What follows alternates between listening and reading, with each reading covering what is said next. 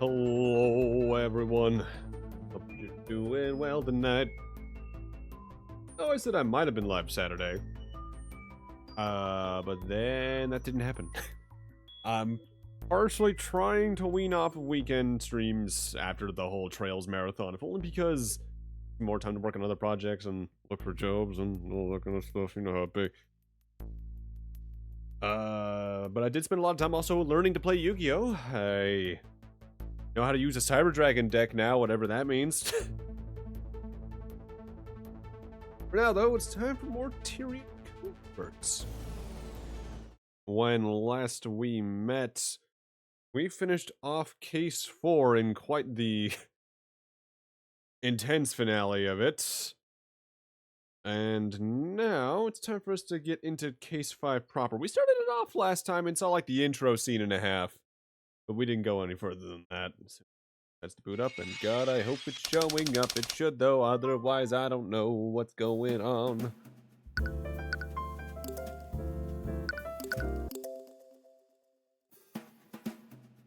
Alright, good, it's there. So we're good to go. Are you doing well, Mr. Cuthbert? You seem... I'm fine. Of course. I just couldn't help but notice your absence. You haven't taken any other clients since Beatrice's trial. I'm gonna be honest, I'm not even sure I want to be a defense attorney anymore. What? I spent my whole life training to be one. I was only doing it because someone else told me to. Did you not enjoy it? You are very skilled at it. I don't know. I've been trying to take some time to think about everything. Still haven't found any answers. Have you considered becoming a prosecutor? Your time in my stand made it clear you have the ability to. A prosecutor? I'd never even considered that a year ago.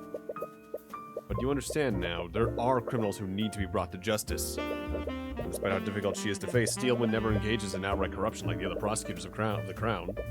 If you follow her example, you could fight injustice that way. Even if you did that, you'd just be following someone else's footsteps. Just like before. I'll think about it. Also, I feel like the game music will be a little loud for you guys. Can't quite tell. There, because I know for recording on OBS, I had raised the volume so the game I was capturing could be a little louder. Also, I guess on that note, I should probably apologize if you saw any like tiny little streams the past couple days. Those weren't intentional. Sometimes when I record on OBS, I don't hit the record button, I hit the shiny green button thinking it's a recording button. It is not a recording button, distinctly. Whoops.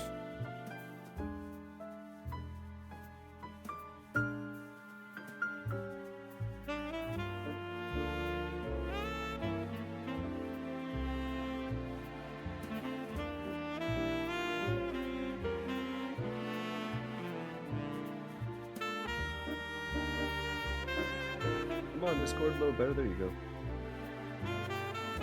I can respond to a DM.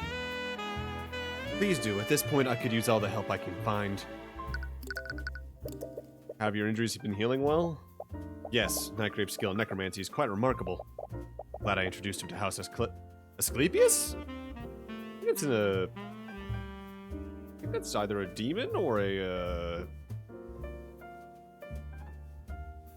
constellation, or I'm thinking of that one Gundam that turns into a crab. Asclepius? House Asclepius specializes in the study of necromancy. After Nightgrave's expulsion from the academy, I thought it would only right he'd be allowed to continue his studies. Right, he mentioned he owed you a favor. It was only logical. It'd be a waste to let someone of his talents fade into obscurity. Glad Wallace is able to continue his studies. Clearly wants to use his talents to better society. Definitely in a better place than you are right now. Even so, should you still be moving around like this? You take some time off to recover. Much as I would like to, there's been a recent uptick in cases of Mage Blight lately. Mage Blight? I'm not hearing about that many times. Mage exceeds their stamina by overusing their magic. It starts to affect their mind and send them into a violent frenzy. To make matters worse, the nobility have been trying to suppress information about these incidents. Right, it's not a good look whenever a mage goes on a murderous rampage. I was actually surprised to see you here, Celeste. Well, I can't just leave him alone anymore. He ticked off a criminal overlord. Definitely going to send someone after him. Celeste, your thoughts are leaking. Hey, get out of my head! What? It's nothing. I am surprised, though, how many people slight the Eye Taker and live. He's known for taking swift retaliation against his enemies. We're hoping he's laying low after his plan with Beatrice fell through. That does match with the reports I've read. Supposedly he's been absent from many of his enterprises. Either way, you're not looking forward to dealing with him. Bad enough that you already are on the nobility's bad side. By the way, Tyrion, Ruby sent another letter. He wants it, put it with the rest. Right. Have you spoken with her since the trial? I see. That does explain her recent mood. Right, you two probably see each other a lot. I've prosecuted a few of her clients recently, but it's clear she's not nearly as threatening as before. Can we talk about something else? Of course. My apologies. Oh, the tea's ready! Oh, thank you. Some tea sounds lovely right now. Right, I was totally making it for you guys. She walks to the cabinet for your kitchen, and she takes out 2 more cups. Was she just making, like, lotus tea? You guys better enjoy this. These are my lax bags of... Whoa! As she walks over to you, she slips on a scroll case you left on the floor. She gains her balance, but the teacup slipped out of her hands. The boiling liquid is airborne and heading right toward your face. Big Aqua? Celeste relaxes immediately and points her index finger at the tea. The magic takes hold and the tea freezes just inches from your face. She breathes a sigh of relief and brings the tea back into the cups. You really need to clean this place. I'm your bodyguard, not your maid. Right, sorry about that. That was shaped liquid, wasn't it? Yeah. So she's learned that now, so she's at least up to like 5 spells now. Oh, I never expected you to... I know, but it's just too convenient not to have. Really opened her mind about learning new spells. Remember when you first met her? Back then, she only knew how to cast a Mage Blade. She hated magic back then. Never imagined how diverse her repertoire would become. Another visitor? I'm already up. I'll check it. Well, whoever they are, I'm not giving up any more of my lotus tea. You open the door and don't see anyone, but there's a letter in your mailbox. Take a closer look at the envelope. It's sealed with candle wax. There's a crest on it. It's the insignia of House Pierce? You quickly open the letter and read it. Despite supposedly being written by Noble, the paper's been torn in half, but the message is clear. I hope you understand. I never would have contacted you unless I had no choice. I know the truth behind McCoy's true parentage. I'm aware of how vital this information is to you. As you know, my execution is scheduled for next month, and I'm running out of time. I want to trade this information with you. In exchange, you will grant me my freedom. Meet me in the private prayer rooms in the Grand Cathedral of the Scared Lord at 2 p.m. You will save me from my fate, or else... What? I don't like how that cuts off. It's like it, like they said it was like torn in half, right? Yeah, torn in the middle. So like, there's probably some more to that.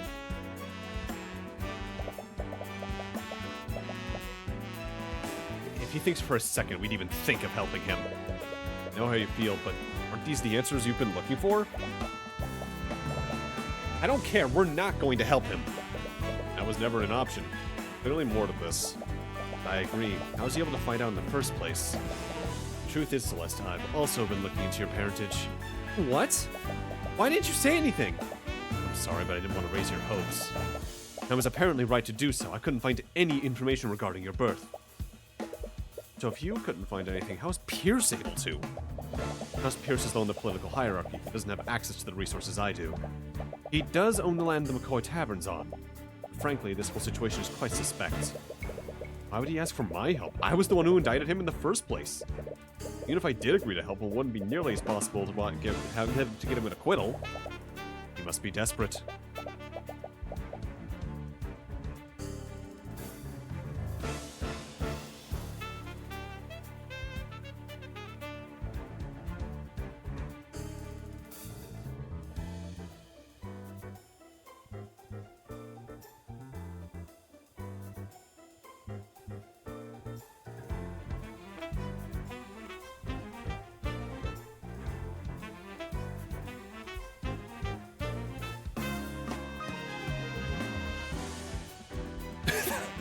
Great spelling. Let the hydration flow. Hey, Al, I hope you're doing well tonight.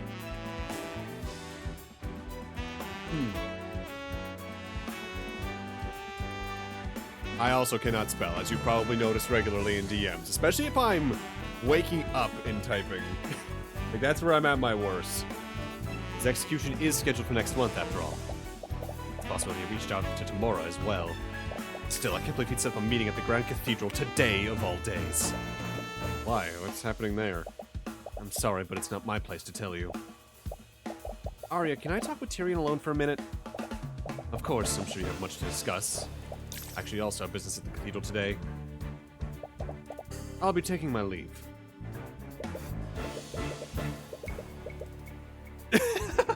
Yeah, that's usually what it is. And then you get the times where, especially if I'm like streaming and DMing someone, so I have to like rotate like 45 degrees to do typing. I will have times where I'm frequently just like a key off universally to like the left or right. So instead of typing like right, I will type or something like that. Just one key to the left or right for every letter. It's gotten to the point with some people where they realize what I'm typing. I'm sorry. I'm sure this is just bringing up bad memories for you. We should meet with him. What? We're not going to help him, obviously, but I had an idea. He's probably really scared of his execution, right? And he's desperate enough to ask you for help. I suppose that's true. So, think about how stressed you would be if you showed up and refused to help him. Ah. Use the Eye of Horus on him.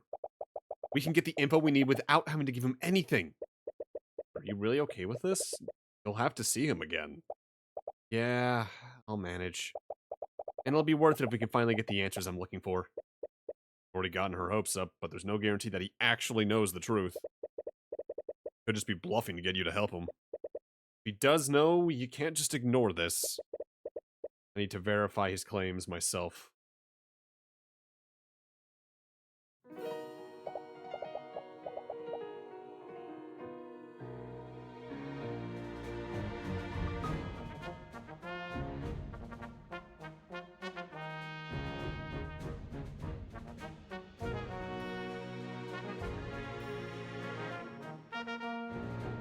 So this is the Grand Cathedral of the Scaled Lord. Have you never been here before? Thought you spent a lot of time in Ratholm. The Church of Bahamut wasn't that popular in my hometown, and I've never been the religious type. What about you? It never really caught on with me. And apparently my roots are more celestial than draconic. Yeah, I guess that makes sense. Woo! Your thoughts are leaking again. Can you stop? Can't exactly turn it off, you know. Do those mental exercises I taught you. As you approach the Grand Cathedral, you see a large blockade of guarded by legions of the King's Guard. Closed off? Is there some kind of event going on? I'll steal one mentioning she was here as well. The building must be using the cathedral grounds for something. I explained why Pierce wanted to meet you here. It's probably secluded from prying eyes today. Tyrion Cuthbert. As you approach the blockade, one of the knights notices you. Glances at you and Celeste. You've been expecting you. I see? You exchange glances with Celeste, but you both enter the cathedral grounds. The main building is massive, yet mostly empty. You only see a few people within, and most of them are quite familiar. About Leaf and Miriam as you head further into the room. Both avoid eye contact with you, but this doesn't seem to be purely out of resentment. As soon as they see you, they move their conversation elsewhere. They still have mixed feelings about how you convicted their sister. In another corner, you spot Lloyd Von Sanctus speaking with another individual. She seems to be someone of equal social standing. I feel like you've seen her somewhere before, but you can't quite remember where. As soon as you enter the room, Von Sanctus flashes a quick look of disdain at you. Seems to slowly move his conversation out of the room as well. And finally see Lucio Steele when speaking with his daughter, along with the two princes. To be speaking with another individual who you haven't met before. When he notices you, his gaze narrows, and he stares at the two of you warily. Aster especially seems surprised to see you here. He and Lucio ask the prosecutor something, but you can't quite hear their conversation. When she responds, Aster raises his eyebrows, and Lucio's expression darkens. What's going on here? This is a little awkward. Yeah, but we have some time before our meeting with Pierce. Wanna do some sightseeing? Oh, are you asking me out? We are literally already out. Sure, why not? I picked up this map from the entrance. We can use it to navigate through the area. I'm also a little interested in what all these nobles are doing here. It is strange. Perhaps someone can tell you more. Okay, let's take a look at that map, because no doubt that's going to be evidence in whatever the trial is going to be like this chapter. This is less a map and more a loose collection of locations. Like, what?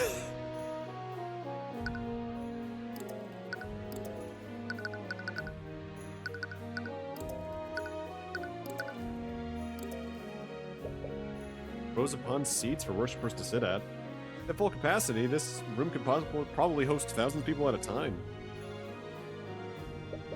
Stained glass window, a small ray of sunlight is shining through it. Arcanum. I think I saw Arya over there. We should go say hi. As you approach the group, the Grand General and the unnamed noble stare at the two of you. Hello? The nobleman looks at you and then at Celeste. He silently scans the two of you. It's as if he's trying to read something. He then walks away without a word. Rude? At this point, I'm kind of used to it. Mr. Cuthbert and Miss McCoy, I'm surprised to see you here. What? I thought you were the one who invited them. Sad to say that I didn't, although I am happy to see the two of you nonetheless. What brings you to the Grand Cathedral today? We were actually invited by another noble. We have a meeting with them. What? None of the people here are allowed to invite guests. Why didn't the guards stop you? Oh, they said they were expecting us. What? It was Lord Pierce who invited them. Pierce, that little... And to think I granted his request for temporary release. I'm sure he meant no disrespect by it. He probably had his reasons. How can you say that? This is the day of your... Stops himself mid-sentence and clears his throat. Make no mistake. Even if he is a dead man, I will have words with him about this.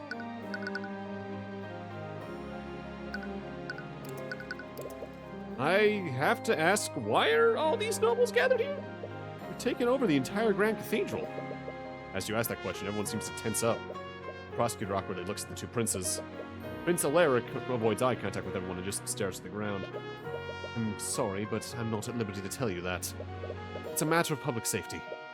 A little strange, but you can read the room. Prying isn't the best thing to do right now. Works for me. You said that Lord Pierce invited you here. For what reason? I can't really tell you that. You will tell us if it poses a threat to nobles in attendance. Please, Lord Steelwind, there's no need for that. Mr. Cuthbert would never do anything to put anyone's life in danger. As you wish, Your Majesty. Why'd he cut himself off like that? Interesting, so Pierce was temporarily released to attend whatever this is. Could have met with you in his cell, but perhaps he wanted to be away from prying eyes? Lady Steelwind, Your Majesty, the High Speaker is ready to speak with you. Oh, wonderful, I've been looking forward to this all day. Shall we go together, Miss Steelwind? Yes, Your Majesty, she would like to accompany you. Wonderful, we shouldn't keep him waiting. Okay. Scared Lord, how does she plan to marry him if she can't even speak properly in his presence? Honestly. I also have something important to do. Good day to you, commoners. He's going towards the washrooms. I will be taking my leave as well, but make no mistake. My men will be keeping an eye on you, too. Everyone has left the room now. Perhaps you should move somewhere else. Works for me. Oh, what are you doing here? Did you follow us? Not intentionally. Trust me, you're the last person we wanted to see today. Hush now, Von Sanctus. They're here by chance. It's because the cosmic balance wills it so. Not this again.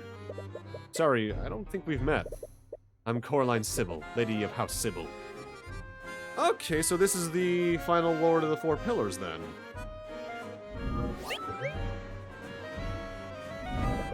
So this is the head of the Fourth Pillar family. He's not quite what you were expecting. Between her, Lucio, Lloyd, and William, she definitely seems the most agreeable. For better or worse, you've gotten to know the other pillar families decently well. Might benefit you to learn more about her. So you're the leader of House Sybil. What does your family do exactly? How are you this ignorant? Each of the 4 pillars, as you commoners call them, control different branches of the kingdom's government. House Steelwind oversees national defense and law enforcement. House Frege oversees economic development and finances. House Von Sanctus handles commerce, both local and international. And finally, there's House Sybil. We handle the kingdom's legislative and judicial branches. That would also mean you're responsible for our kingdom's justice system. That is correct. Oh, wonderful. Here we go.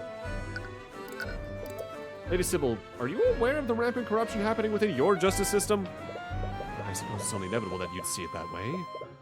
Am I wrong? I've been involved in plenty of court cases, and it's very obvious.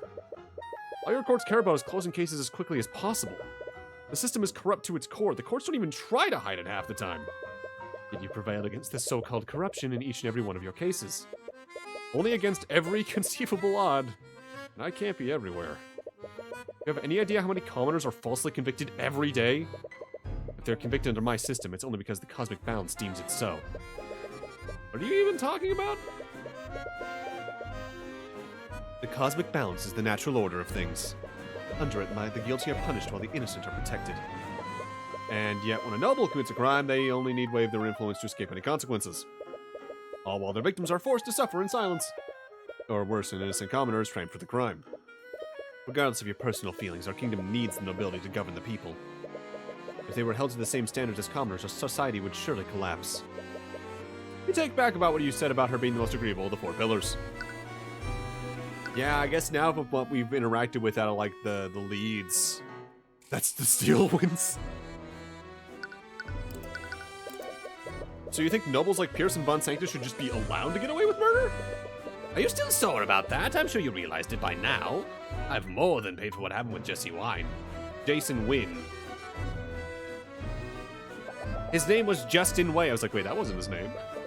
And if you were truly paying for your crimes, you would be in prison right now. Von Sanctus made a mistake, but removing him from his position would only create more suffering. Our government's barely recovering from the death of William Frege. Guard can't suffer the loss of another house leader this close to that. The way I see it, I think you nobles overstate your importance in our lives. Probably be fine without you. I suppose you commoners are capable of coordinating macroeconomic initiatives. Oh, and I suppose you're also capable of engaging in diplomacy with the other nations. Face it, as much as you are loath to admit it, ours is a symbiotic relationship. No, I think commoners can do that. I need to be trained in it, but they can do that. More like a parasitic relationship. So what? The common folk should just continue to suffer for the good of our nation. Lady Sybil, the people of the kingdom you claim to be protecting are suffering because of your inaction. My inaction? You place the blame on me, but what have you done? You were once a champion of your so-called justice, but you've stopped your work as a defense attorney. How many lives could you have saved in the month you spent on vacation? It's not his responsibility to solve your mess. You have no idea how much he suffered trying to do the right thing. Celeste, perhaps you're right. Shouldn't have to bear that kind of responsibility alone. But every commoner has the ability to learn and practice law as you do, Mr. Cuthbert. So why are you one of the few commoners that do so? When I've heard, you are one of the few people who defend mages of the common folk. Every other attorney wouldn't even consider taking them as clients. Perhaps the problem lies in the common folk, then. They are fully capable of rising to defend the so-called innocent, yet they do nothing. Never mind, this was clearly a mistake. Let's go, Celeste. Yeah. Finally, thank the skilled lord. You okay? Yeah, I guess I should have expected that. Never expected someone with so much power to be so out of touch with reality. Tyrion, buddy, that's most people in power. Come on, let's go somewhere else. We still have some time before the meeting.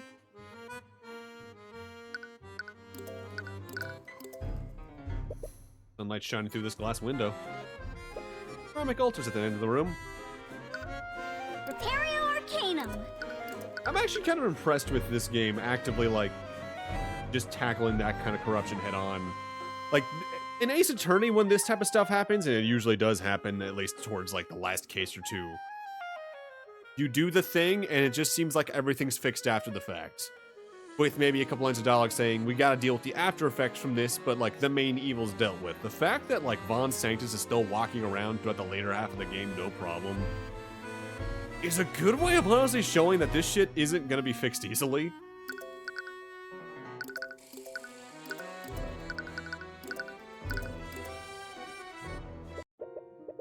Find yourself in the Grand Cathedral's garden and stumble upon a strange statue. Wow, that's a little out of place. What even is it? My memory's correct, it's a Pegasus. Ah. Hello, friends. As you inspect the contemporary piece of artwork, you're startled by a familiar voice. And it looks like she's not alone either. Along with Eris, she seems to be accompanied with both by her sisters. Beatrice, aren't you supposed to be dead? Sorry, I was trying to say. No, it's perfectly understandable. You of all people know what was on my blood contract. It appears the Lady of Discord isn't going to use me just yet. Kill me just yet. Do you really have to do that? She noticed it!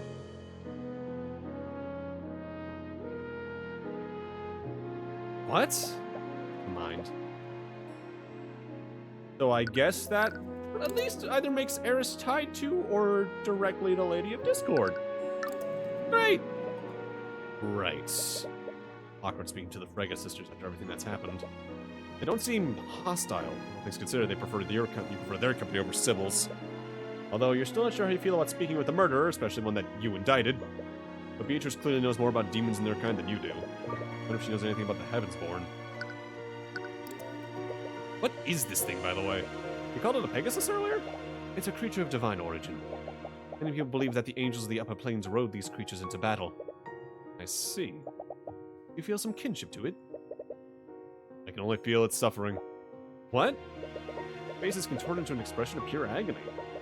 Screams out in terror, yet no one can hear its pleas for mercy. Queen, I think he's broken. Someone ignorant of the plight has placed some sort of vain party hat upon its head.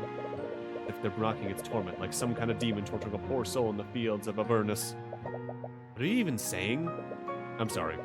I need to take a moment to think about what I've just witnessed here. We all should. Alright, Tyrion, you go do that. Prepario Arcanum. So, you seem to be doing well, all things considered. I mean, how a demon now has ownership of my soul? Yeah, that. How can you be so calm about this? I must agree with Miriam, it's a little unnerving how nonchalantly you're treating this. I suppose it's the knowledge that everything's out of my hands now. There's something peaceful about it. That's certainly a positive way to look at it. You know, my offer still stands. I can try to help you. At the risk of your own life? Which part of the contract would you dispute anyway? Recall reading her blood contract in the courtroom that day. There was very little room for interpretation. It was airtight. The demon I signed that contract with was very meticulous about the details. Spent the last 5 years looking for any possible loopholes. But I didn't find anything substantial I could use. I don't even think disputing it is possible. I'm sorry. Don't be. You defeated me. I won't suffer your pity. I feel like we always end up randomly meeting like this, Eris. What brings you here? I requested to accompany Beatrice to this event. After all, I don't have many opportunities to enter a church like this. I can imagine. By the way, is your father still... Oh, if you're worried about him, we've already had a conversation about you. I don't think he'll be accosting you anytime soon. Oh! Thank you? That seems too good to be true. How'd you pull something like that off? He may look like a hardened criminal, but he's always had a soft spot for his family. He also owed me, and I have a way of making people see things my way. Right about that. Wait, if you're here, does that mean Marnoth's also... Oh, heavens no, there's no way they let me bring him here of all places. I left him at the entrance of the Kingsguard. If he tries to escape, that knight over there is ordered to kill me. He points to a knight that's silently watching the sisters from afar. You're surprisingly calm about this. Please, I regularly deal with demons. This is nothing in comparison to that. Really haven't changed. I suppose not. Wait, does that mean you can't see right now? How'd you know which statue I was looking at? It was a lucky guess. That grotesque statue certainly makes an impression on you. Oh, Marnoth just spoke with me. Wanted me to let you know he can smell your celestial stink from the entrance? Love you too, Marnoth. Oh, wow. I probably shouldn't be his response to that.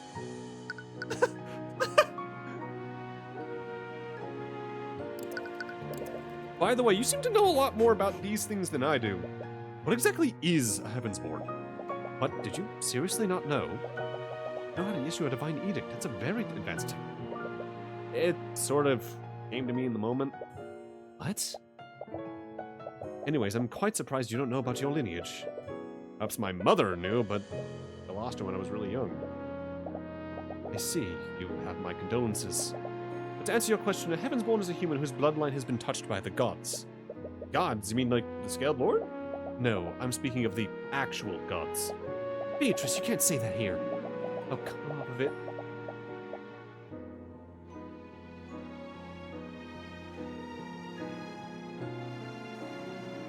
But now to keep my ear out for the cat scratching at the door. What is this DM I have?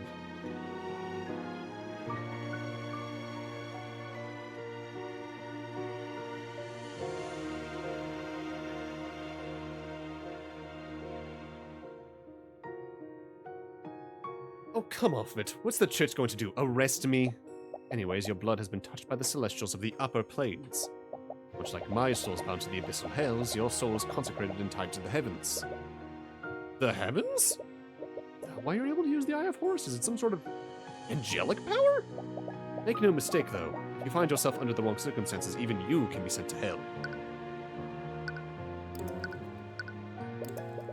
The Church of Bahamut is prominent in Wyvern-Garb, but this is the first time I've heard of the Celestial Gods. Ah, that makes sense. Probably because of Wyvern-God's bloody history with the Theocracy of Lumina. The Theocracy? Aren't they the nation northeast of us? Yes, the Luminites worship the Celestial Gods, while our people worship the Ancient Dragons. Decades ago, our nation was locked in a bit of war with the Luminites. Even now, the Crown sees the Celestial regions as a possible threat to our Draconic culture. The Church has done its best to wipe out any religions that worship the Celestials. I see. But if your bloodline's blessed by the Celestials, does that mean that our kids will also be Heavensborn? I suppose so? I think my mother was also at... Wait, what did you just say? Your kids. I asked if your kids will be Heavensborn. Oh! I must have misheard you then. Wow. If only you were always this easy to lie to. Anyways, I'm a little curious about the Theocracy of Lumina. If worship Celestials there, would I find other Heavensborn there? Heavensborn aren't that common there either. Frankly, I'm surprised there's even one Heavensborn living in Wyvern-Guard. How'd your bloodline even find its way here? Suppose I don't really know. My mother never told me much about our ancestry. Makes sense. If the Church of Bahamut knew where, they would have definitely hunted you down. Great! The last thing you need is another faction that wants to kill you. Anyways, travel into and out of Wyvern-Guard is technically illegal. And I doubt Lord Steelwind would make an exception for you. He is an old veteran of the Great Luminite War. Vader Eden? Vit? Oh, no. I hate that. I'm not going! You'll never take me alive! You all watch as Tracker frantically runs through the garden, barking loudly. Leaf chases after him as he runs towards someone. Should probably go help her. Almost 2 p.m. anyways, we should head to the prayer room. Thank you for answering my questions, Beatrice. Please let me know if there's anything I can do to help you with your situation. Of course. Let's go, Celeste. Right! Try not to look so down. It's almost time for the main event.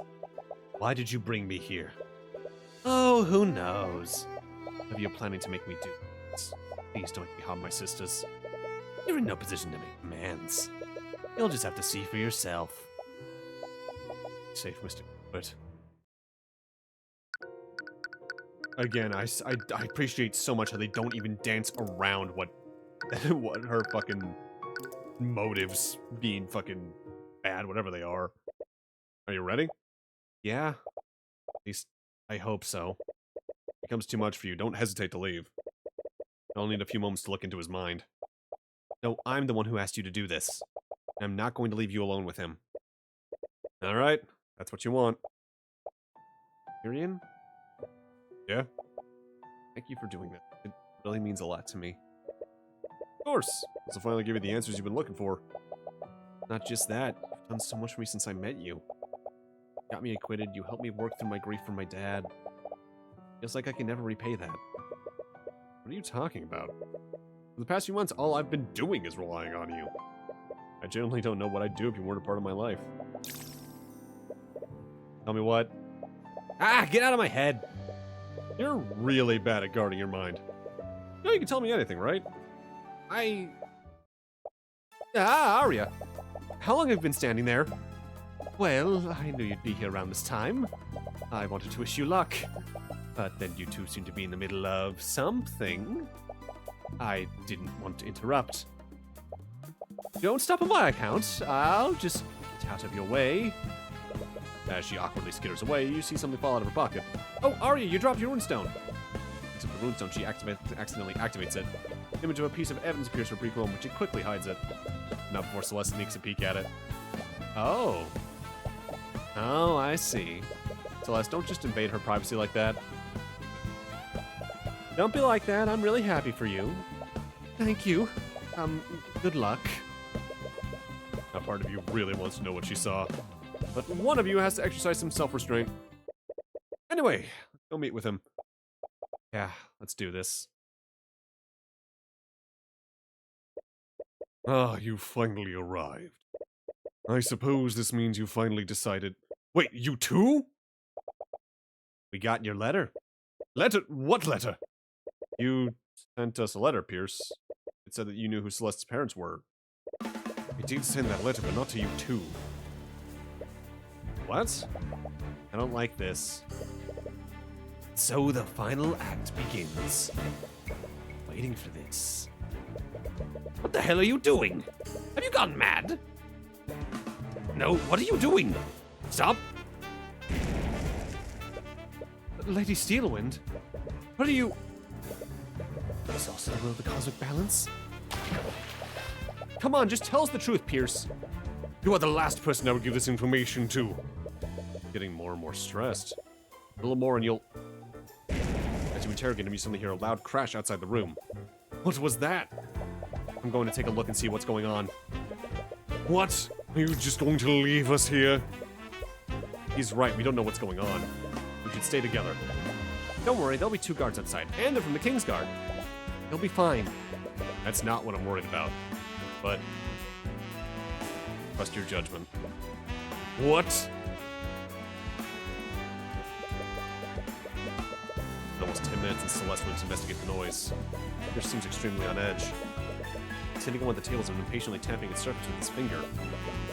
So you never intended to send the letter to me? Who did you send it to then? Oh, as if I would ever tell you that. Luckily for you, he should have accumulated enough stress by now. What? Why are you looking at me like that? Even if I wasn't the intended recipient, you said that you knew who Celeste's biological parents are. Who are they? Are you seriously focused on that now? Answer the question, Pierce. What's that? Somnia. What? What is... This blue luminous vapor enters the room. As soon as it makes contact with you, you suddenly feel extremely fatigued. Damn it, it's a sleep spell. Somnia outstretched palm while concentrating yet. Miscalculated. No. They got here, that means... That's... Try your hardest to stay conscious, but the spell is too powerful. You feel your body slowly dropping to the ground. Oh. Yes.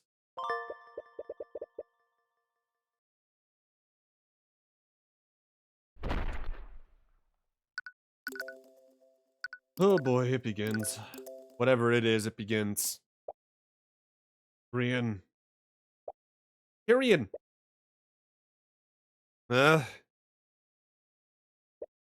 Celeste? Tyrion, I'm so sorry. I should have listened to you. Should have never left you alone with him. Hey, it's okay. Tears are streaming down her eyes. She was clearly worried about you. Try your best to comfort her as you look around the room. What happened? How long were you knocked out? Look around, you see several other people with you. Commander White's leading a group of knights. They all have their weapons drawn and pointed at someone. It's Prosecutor Steelwind? Commander, I understand your position, but there has to be another explanation. Look, Your Majesty, I get where you're coming from. What the witnesses have told us, it has to be a case of mage blight. Look around the room and see a pool of blood at the end of one of the tables. Last, where's Pierce? Tyrion. I don't know how to tell you this, kid, but Eric Pierce is dead. What? We're honestly surprised that you're okay. But who? You look at the knights who all have their weapons pointed at the prosecutor. Wait a minute, you think Steelwind did this? It wasn't just Lord Pierce, Mr. Cuthbert. We also found the bodies of Lord Van Sanctus and Lady Sybil. Not to mention a bunch of Kingsguard have gone up comatose. Comatose? I don't want to believe it, but Several people saw Steelwind acting off at the scenes of each of the murders. We also found her unconscious here, and Pierce's body was laying next to her. No, it wasn't her. I saw Beatrice before I passed out. She was the one that knocked us out. Beatrice. What the hell is going on? Commander White, you need to put me in a holding cell. It needs to be the one with the anti-magic field. What? I'm a danger to everyone here. We need to go now. What are you talking about? Now is not the time. Do it, Commander. Right. He watches the Inquisition arrest Steelwind and escort her out of the room. Damn it, what happened? Don't you have many questions, Mr. Cuthbert, but we should make sure that you're okay. Yeah, there's a necromancer in the nave. You have a point. You have no idea what happened while you were asleep. Well, their suggestion, but not before making a note of the correct time. It's 3:12 p.m.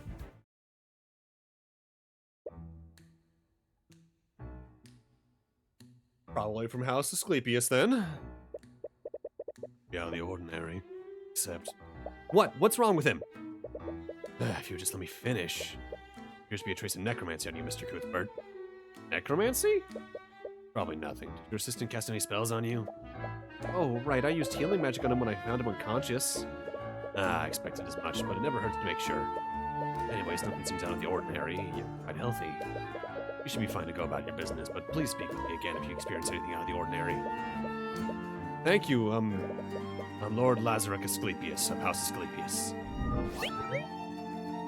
And there's no thanks needed. My apprentice apparently owes you a lot. Apprentice? Wallace Nightgrave. I believe he was one of your clients a few months ago. Oh, right! The Steelwind did mention she introduced you to. Speaking of Steelwind, hard to believe she did this. Mr. Cuthbert, mage blight isn't exactly a benign condition. When it takes hold of a mage, it doesn't matter what kind of person they are. Violent behavior is almost always a result of the delirium that puts them in. It's unfortunate, but mages have to be held responsible when cases like this happens. Unless someone's framing her. Tyrion, I fought her. What? Remember what? Back when we heard that weird sound, I went outside to see what was going on. I saw her outside and all the guards there were unconscious. I had to ask her what was going on, but she didn't say anything. She just attacked me. What was her emotional state like? Oh, well, she was pretty cold and emotionless.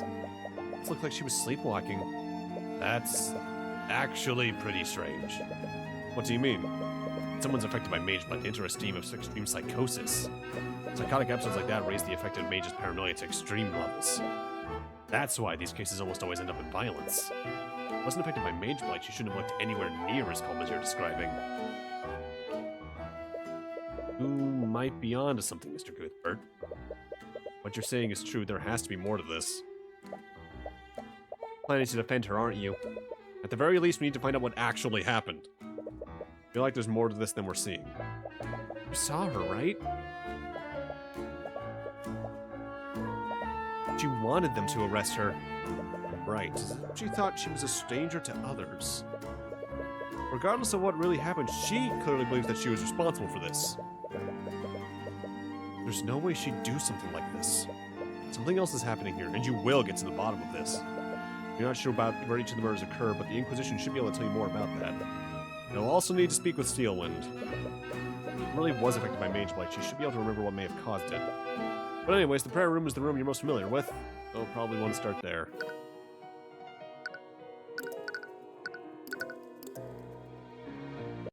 You arrive at the prayer room. It's now swarming with knights from the Inquisition. Find yourself staring at the chalk outline of where Pierce's body once was. But feeling a little uneasy. Been to plenty of crime scenes before, but even if you were unconscious, you were there when the murder happened. Well, unnerving to know how close you came to death. You okay? Yeah. Now's not the time for an existential crisis. Steelwind's future counts on you figuring out what happened. You still don't know what happened after you fell unconscious. The Inquisition believes that Steelwind broke into this room, knocked you and Pierce out, and then killed him. But you remember it clearly. You saw Beatrice before you lost consciousness. There's more at play here than you realize. Lust also fought Steelwind after Beatrice knocked you out. Perhaps she can tell you more about how she was acting. Let's review what happened. Before Beatrice knocked me out, we heard a commotion outside and you went to investigate. Can you tell me more about your fight with Steelwind? What was she like? Well, she wasn't her usual self. It's like she was in some kind of daze. I noticed even before she attacked me, something was wrong with her. Oh yeah, and she didn't even respond to me when I tried to talk to her. It's like she didn't even recognize me. From what Lord Asclepius said, she should have been acting more erratically if she was affected by Mage Blight. It's possible you fought someone disguised as her. Yes, that's possible. But whoever they were, their magic was still extremely powerful. And several members of the Four Pillar families were assembled here. Could have been one of them. Speak with Commander White when we get the chance. The Grand Cathedral is closer to the public for whatever was happening here. Probably have a little list of everyone who was present when the murders happened. This means that whoever did this was one of the nobles that was here today. Beatrice can cast invisibility, so I doubt she'd let you see her. But did you see her at any point when you were fighting Steelwind? Celeste? Sorry, I don't know. I was way too focused on staying alive. I've actually been meaning to ask you about that. Aren't you really strong? I've never even seen you break a sweat in a fight before. Well, she was really tough. It was terrifying, honestly. It was mainly her magic. I've never fought someone with spells that powerful before. Didn't hurt you, did she? No, but it got pretty close. I think she realized that she couldn't beat me, so she just ran past me and into the prayer room. But her real target was Pierce, but why? Did you see the moment she murdered Pierce? No, when I arrived at the prayer room, I saw you and Steelwind unconscious on the ground. And Pierce was already dead. And I'm assuming you didn't see Beatrice anywhere. No, she wasn't there when I arrived. How did she leave the prayer room without Celeste noticing? Did she turn herself invisible?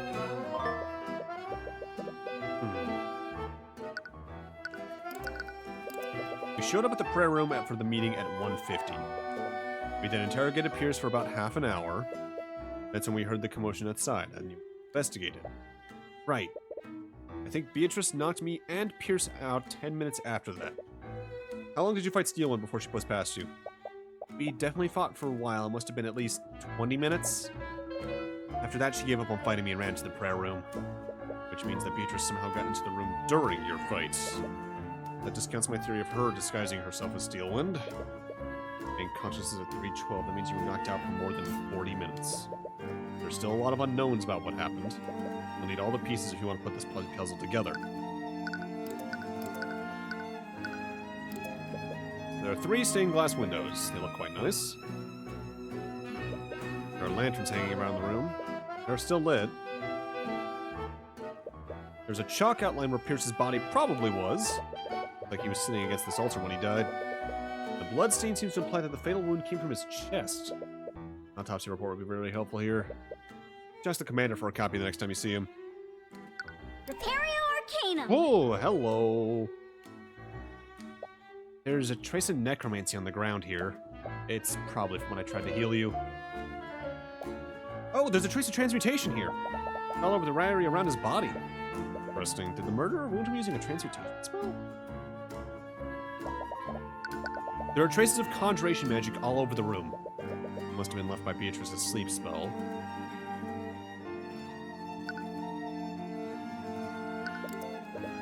Anyways, looks like we found everything we can here. Alright. Let's head over to... my god! Common room looking a little fucked up. You retrace your footsteps and find the common room. This was the last place you saw Von Sanctus and Sybil before everything happened. Look around and see that most of the room has been entirely scorched. You'll smell the scent of burned cloth and flesh in the air. What happened here? Was there some kind of fire? Yeah, we think the purple lit a fire using magic. As you enter the room, Commander White approaches you. Seems to be accompanied by the typical Legion of Knights. Commander White? Hey, kid. Investigating what happened to? Something like that. Just want to figure out what really happened. You and me both. Nothing about this case makes any damn sense. I'll be honest, I could really use your help in trying to figure this out. Honestly, you're not sure who you can trust at this point. But the commander is leading the investigation. Bound to have information that'll be useful to you. There's a chalk outline in the center of the room. This must be where they found Von Sanctus's body. Bits of ash here must be burnt fragments of his body. Ooh. Even now, the sunlight's still shining through the stained glass windows. But the fire reached them before it was put out. Imperio Arcanum. There are traces of evocation in a bunch of different spots around the room. We think the perp threw a bunch of fire-based evocation spells around to start the fire. The Kingsguard used a bunch of water-based evocation spells to put out the fires before the fire spread.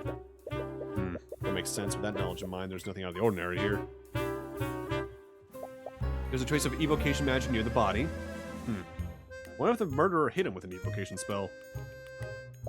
There's a trace of abjuration magic in the center of the room. The traces overlap with the body? Kind of. It's sort of square-shaped. Square-shaped? See the traces, but there also seems to be a square-shaped outline around the body. You're right, they overlap perfectly.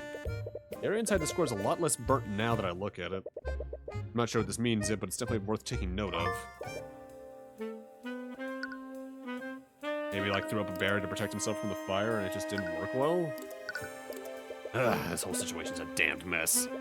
Has the Inquisition found any clues to explain what happened? We only have the basic stuff so far, and we've only just received the autopsy reports. It's still pretty useful. You have copies of them? Sure, knock yourselves out.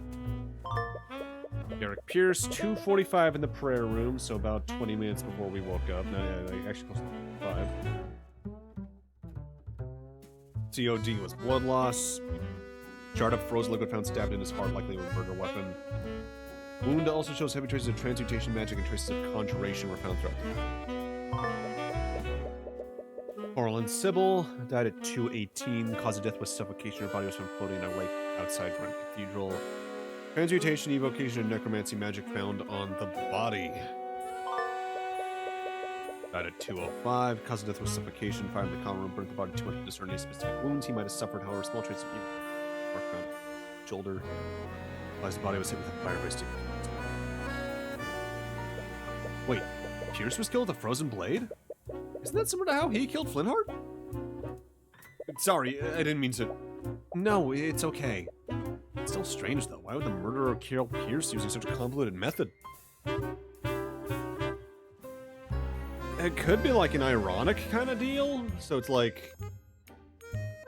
the murderer killed him using the method he used to kill. Killed Von Sanctus in a way that's as close to dissolving as possible. Because I doubt there's any magic that can outright do like acidic stuff. And then maybe there's something about Coraline we don't know. If Steelwind really was affected by Mage Blight, she would have done something like that.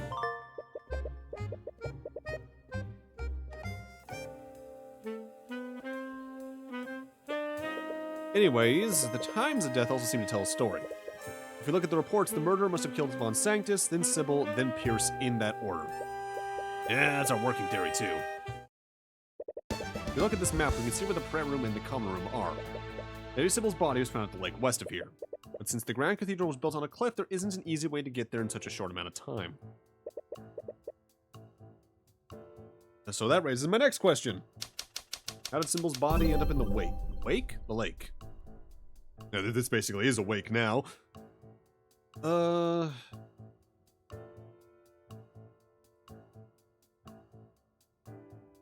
Yeah, it's probably like the murderer threw Sybil from the balcony. The Grand Cathedral is built on a cliff over the lake.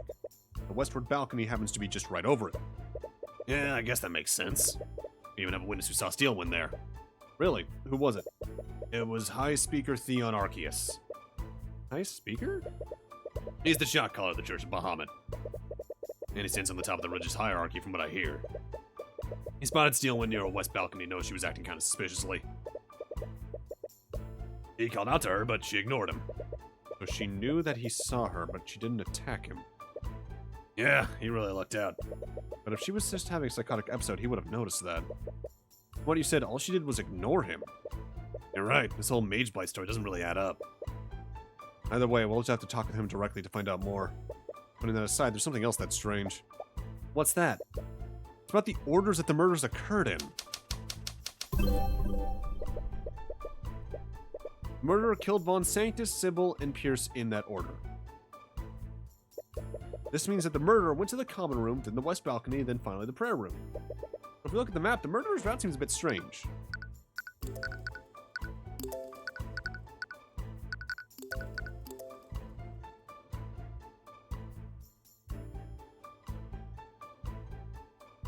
Yeah, that's very strange.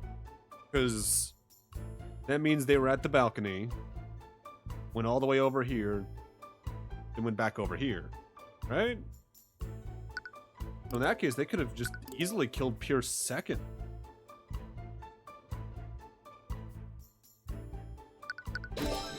Murderer must have passed right by the prayer room before they dumped Sybil's body. Why wouldn't they just murder Pierce on the way here? On the way there? Maybe they wanted to dump Sybil's body first. Or they were afraid of fighting me. Don't you give himself a little too much credit? No, she has a point. Out of everyone who fought with the murderer, Celeste was the only one who didn't die or fall comatose. Anyway, there has to be a reason why the murderer deliberately chose that route.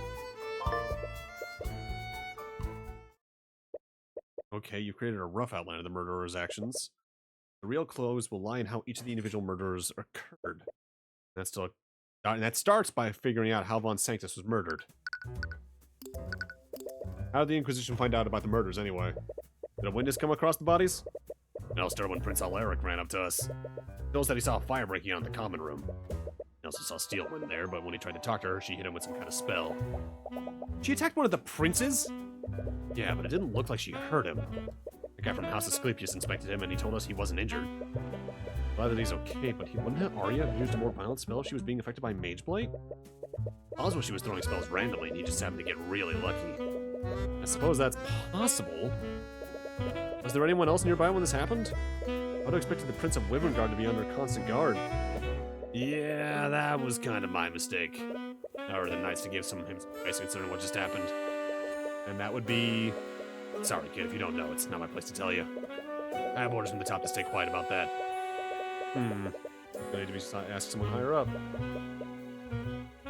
Still strange, though.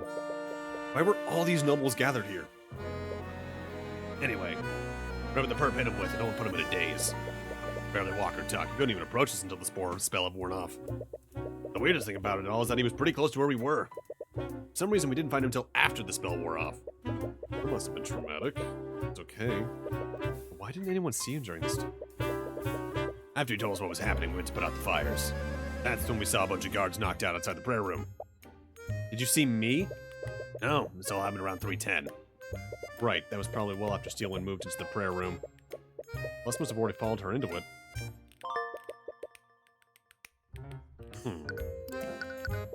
When you arrested Steelwind, I recall you mentioned that a bunch of guards were comatose. Did the murderer use some kind of spell to knock them out? I don't think so, and I'm just as lost as you are about that. Some of the victims didn't have any magical traces on them, so we know that they're not under the effects of a spell. They still haven't woken up. That's odd, to say the least. Is there any common thread between the knights who fell comatose? That might help us deduce what happened to them. Well, we found all of them at the locations where Steelwind was spotted. That can't be a coincidence. Admitted they weren't being affected by any kind of spell. What's going on here? Commander White, you see saying the perp instead of Steelwind. Even though everyone else seems to think she was responsible for this. You also suspect she's being framed? It just doesn't add up. If she did give herself Mage Blight, her actions wouldn't have been so deliberate. And she's definitely not the type of person to just go around murdering people. Even if she was, she's led a lot of Inquisition investigations recently. She's investigated plenty of homicides with us, and she knows exactly how we do things. Whoever did this got the job done, but they were sloppy about it. A bunch of witnesses saw her, and they didn't even try to hide herself using her magic. Whether she had Mage Blight, which doesn't match with her behavior, or she did this intentionally and wanted to get caught. Neither scenario makes any damn sense. Someone has to be framing her. That's the only reasonable explanation. Honestly, I'm not so sure about that either. What do you mean? You saw her when we arrested her, didn't you? She wanted us to lock her up. It's like she thought she was a danger to herself and others. Right, that's the impression I got as well. If it weren't for the witnesses' statements, I'd be sure she gave herself Mage Blight. The strangest thing is, I've never seen her that scared before. Something really rattled her about what happened. Follow up on what I said about Beatrice? I know she was in the room when Pierce and I fell unconscious. She has to be involved in this somehow. Well, she's already in prison, so we are already ahead on that account. But when we asked her about what happened, she said she couldn't remember anything. Such an obvious lie. She has to be hiding something. Normally, I'd agree with you, but she's not the only one with missing memories. Steelwind also can't remember anything. What? Looks like I'll have to speak with her about that. Anyway, what about Eris and the knight who was guarding her? Did they see anything?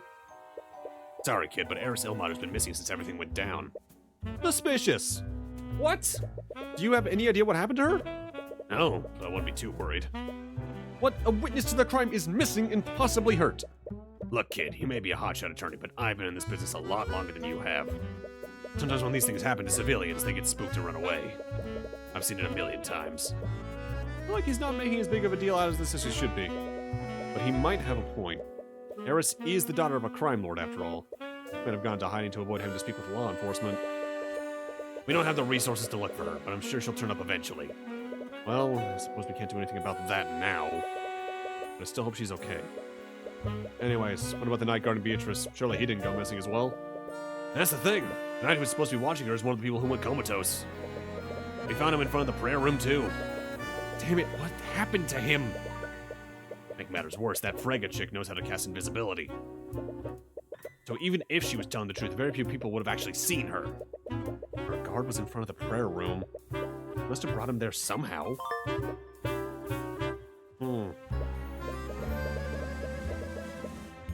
Anyways, would you happen to have a recent version of her spell compendium? Sure, we already have it on record.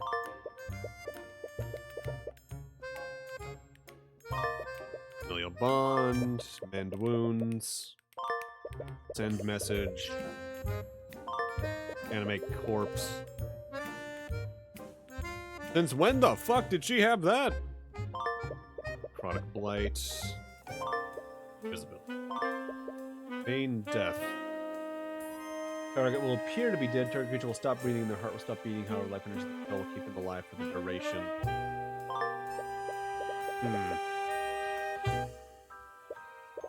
Right, I forgot how many spells she knew.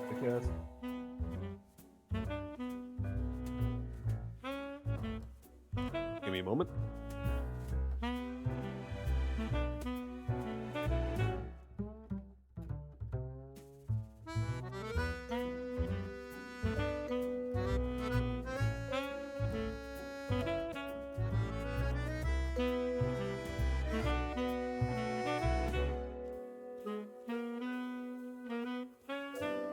Cat opens the door and then audio just bleeds out into the house, and something about that makes my anxiety go off, and I don't know why. It's all a little difficult to take in. I still can't believe it. For everything he did, Von Sanctus was just murdered. Surprised to hear that from you. Didn't he basically get away with boffing Justin Way? Oh yeah, I see it. He got what he deserved. That doesn't sit right with me. No matter who the victims might have been, no one deserves to die like that. You're definitely a bigger man than I am. Anyway, Von Sanctus's autopsy report says that he died of suffocation. We think that the murderer overpowered him and choked him with a rope or something. That hardly sounds like something someone would do during a psychotic episode. Yeah, the more info I get, the more I think you might be onto something. Either way, the fire that the perp started in this room burnt his body. Didn't completely turn to ash, but it was still pretty charred. That fire would have burnt away any evidence with the minor wounds he had. Yeah, we're lucky to have even discerned he was hit with an evocation spell. Right, autopsy report mentioned that too. But if a fire was started, is it possibly died from a smoke inhalation? No, the divination spell we use always identified smoke and inhalation as death by poisoning, not death by suffocation. Well, that kind of makes sense. What evocation spells do we have with it?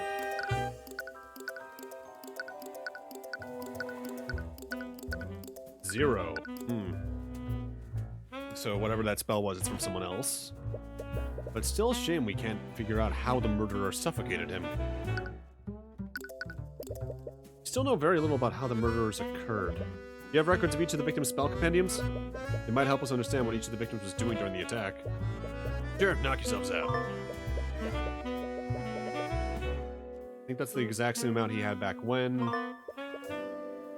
Those are all new spells. Prestidigitation could be it. Mission.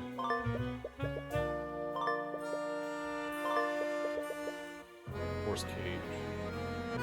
10 by 10 by 10 foot cube around target within 30 feet. Walls are impenetrable and can't be destroyed by anything, not even by spell attack.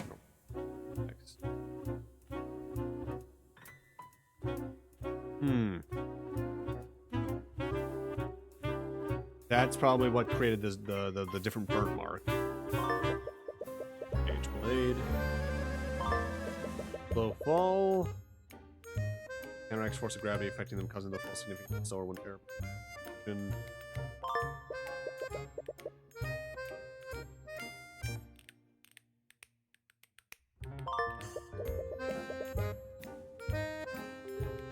Break.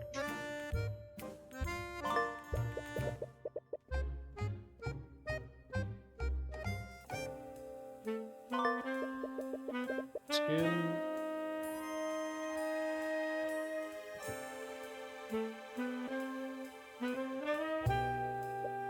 Okay, wow. That's a lot to work through. Yep, this is what happens when a bunch of mages are caught in the middle of a murder. Honestly, you've been lucky until now.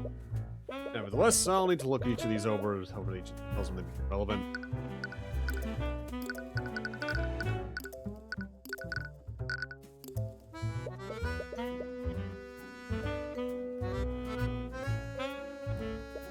There's scorch marks all over the room. I must have been spread pretty far. Yeah, he was probably going for a while. No one even noticed until Prince Alaric told the Kingsguard he saw smoke. Resting, we should speak with him and see if he saw anything else. Wherever he may be. Imperio Arcanum. Yeah, no, all that. Patient type. Alright, let's move to the garden, see what's over there. You arrive back at the cathedral's garden and come across that accursed statue again. Staring into my soul. Then stop looking at it!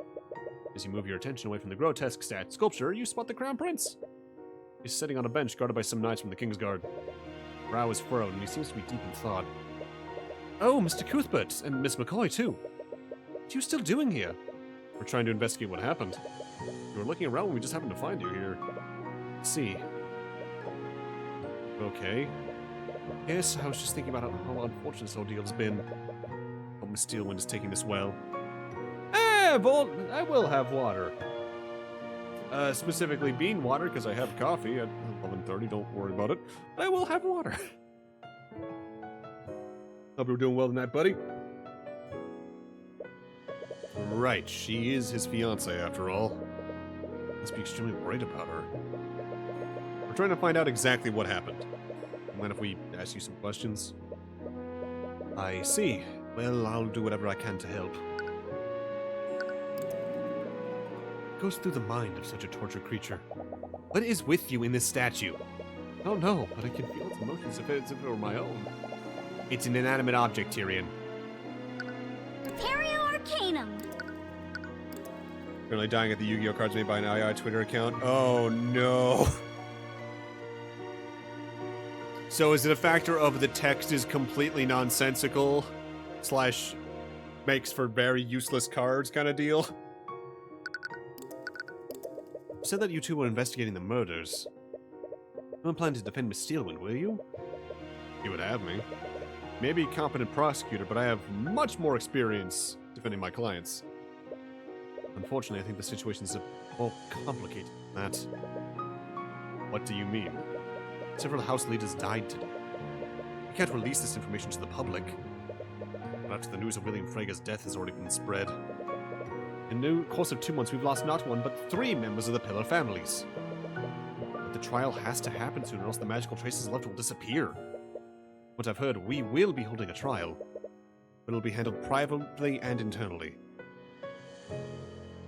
Today's was a Cyber Dragon card with the ability to send a Cyber Dragon monster from your hand to the graveyard, and you can again attack it. Ooh! Oh man, yeah, like, wait, 5... That's almost cool. That's almost busted if it was like level times 200.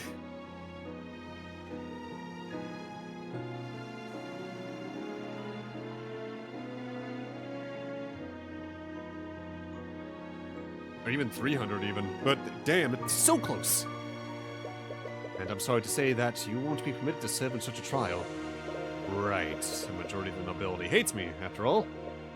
Wouldn't be able to pull some strings, would you, Aster? I'm sorry, I'd like nothing more than to give you the opportunity to present her. I clearly have a personal attachment to this case. Oh my god, 5 attack.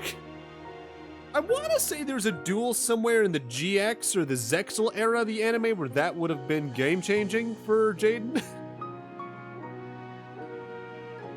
Because I swear there was a card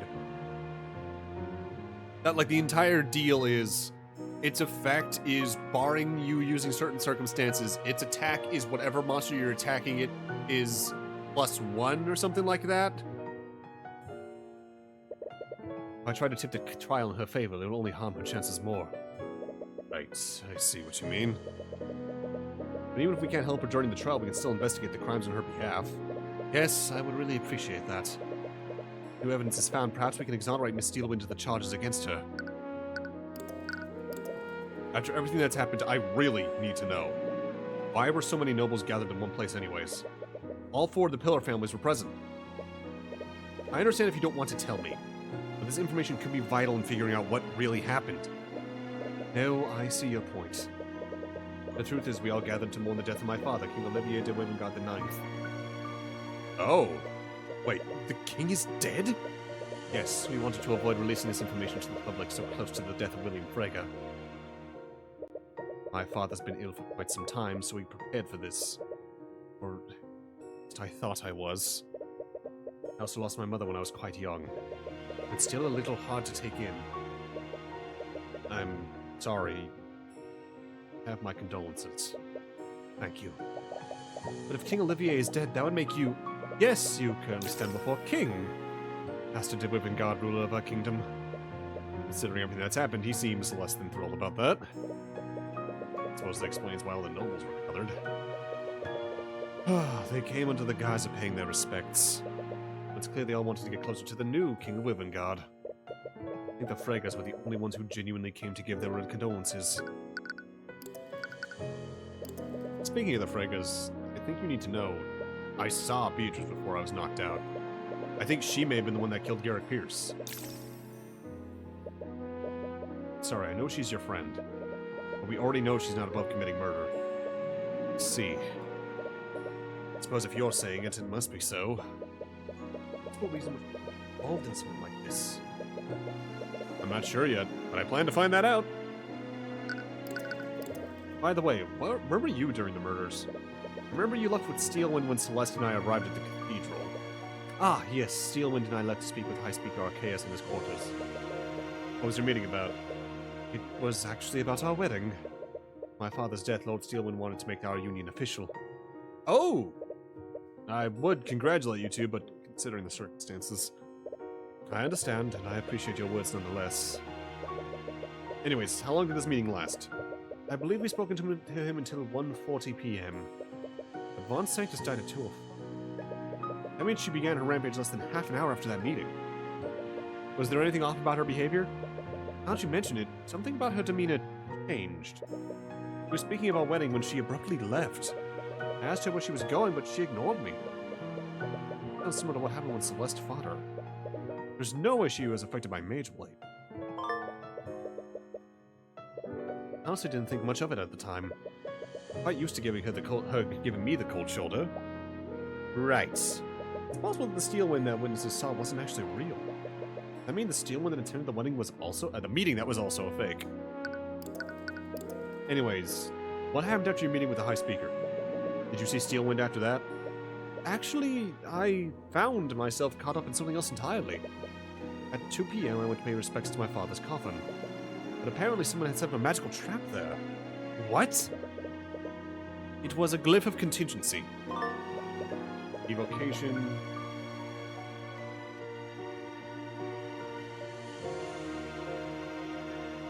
The gesture of the spell? When casting it must choose another spell they know. Caster casts that spell, but the contingent spell doesn't come into effect. Instead, it takes effect when a certain condition specified by caster upon casting is fulfilled. Is fulfilled. Huh. I've heard of that spell. It's like a trap you can set, and you can infuse any spell into it. It requires a second contingent spell to place that trap. Which spell was it? It was a force cage targeting me. Is the murderer trying to attack Aster too? I don't think so. They would have used a more lethal spell if they wanted to. But from the sounds of it, force cage can't be dispelled. So Aster would have been trapped inside of it for that whole hour. I think the murderer used this as a distraction. As of that trap, the Kingsguard consolidated most of their attention and forces on my location. As a result, there were fewer people guarding Bon Sanctus, Sybil, and Pierce. And the ones that were there, well, comatose. They can't tell us what happened to them.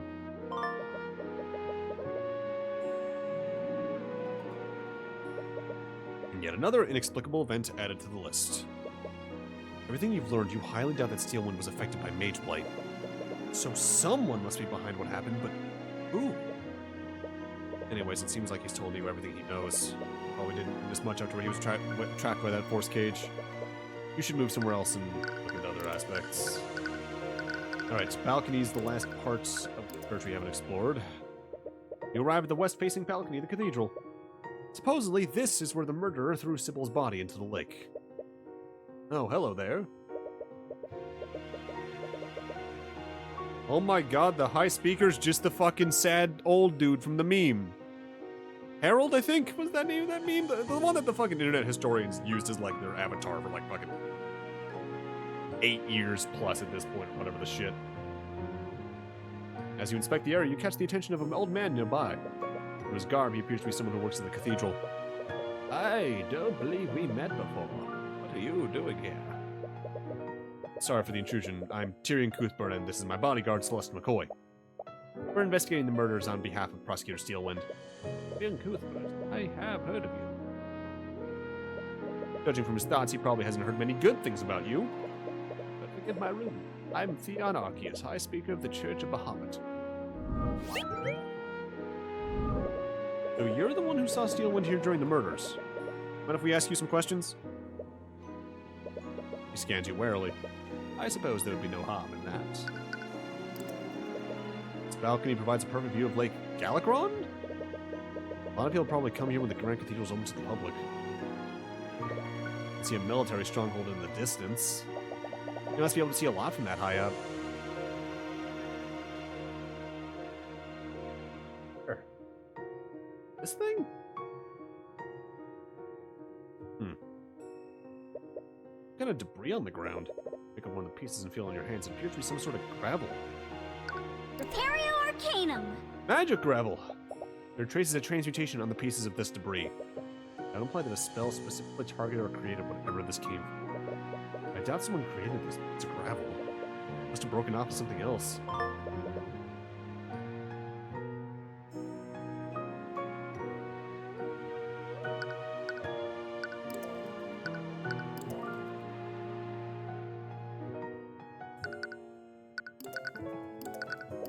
We heard you saw the prosecutor acting strangely here. Could you tell us more about what you saw?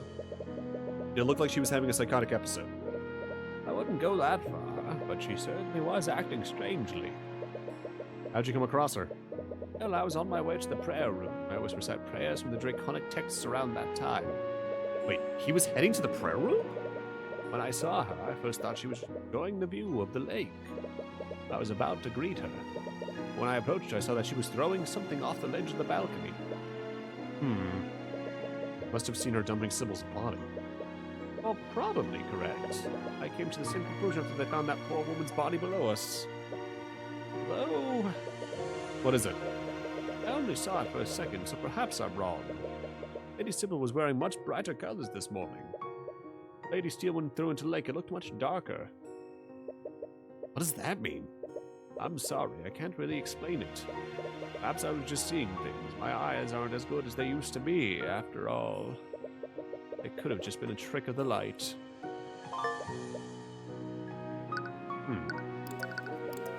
Wait, if you saw Arya dumping Lady Sybil's body, she must have just murdered her. That means you must have been heading to where we were at the time. Oh, were you praying there with Lord Pierce? Not exactly. What? That's not what the guards told me. The guards? Do you mean the one standing watch outside the prayer room?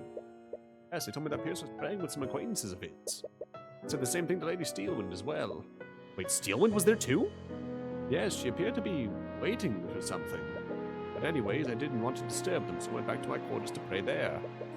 The High Speaker didn't see her finding Celeste.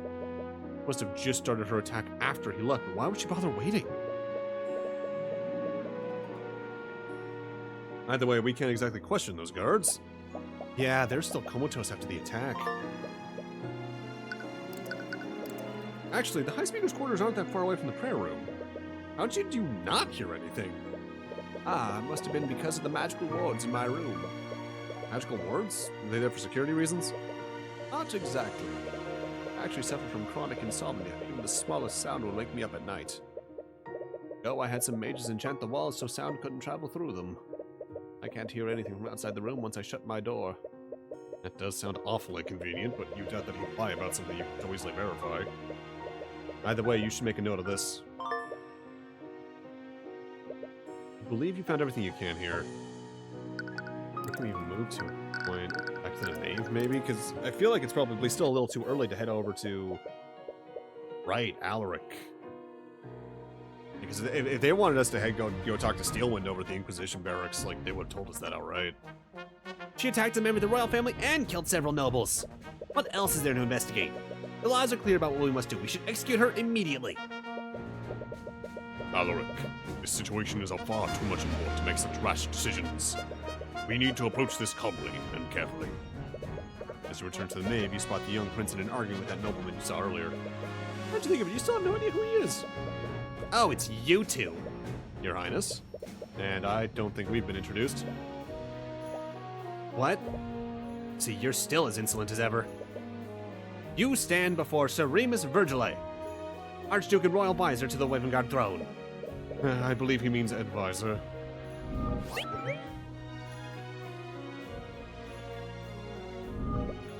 Archduke? You didn't even know the Kingdom of Wavengard still had a title like that.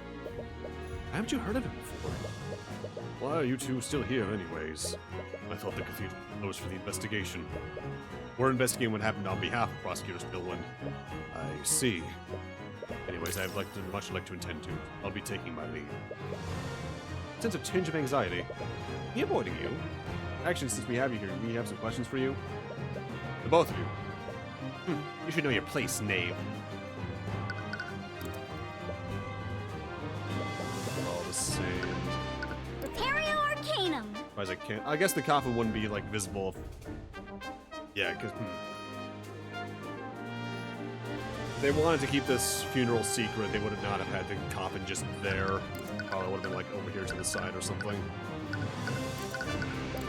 Your Grace, where were you when the murders took place? Just what are you trying to insinuate? Please, Alaric, there's no need for that. To answer your question, I was speaking with Lady Frega's familiar. Cracker? No, it was the demon who calls himself Marunath. What? Why would you want to speak with him? He was actually the one who sent for me. One time he had some information that was a great imp. You didn't make a contract with him, did you? Of course not. What kind of desperate fool do you take me for? No, he gave me the information he had freely. Why would he do that? Humans are supposedly always trying to trick humans into making deals with them.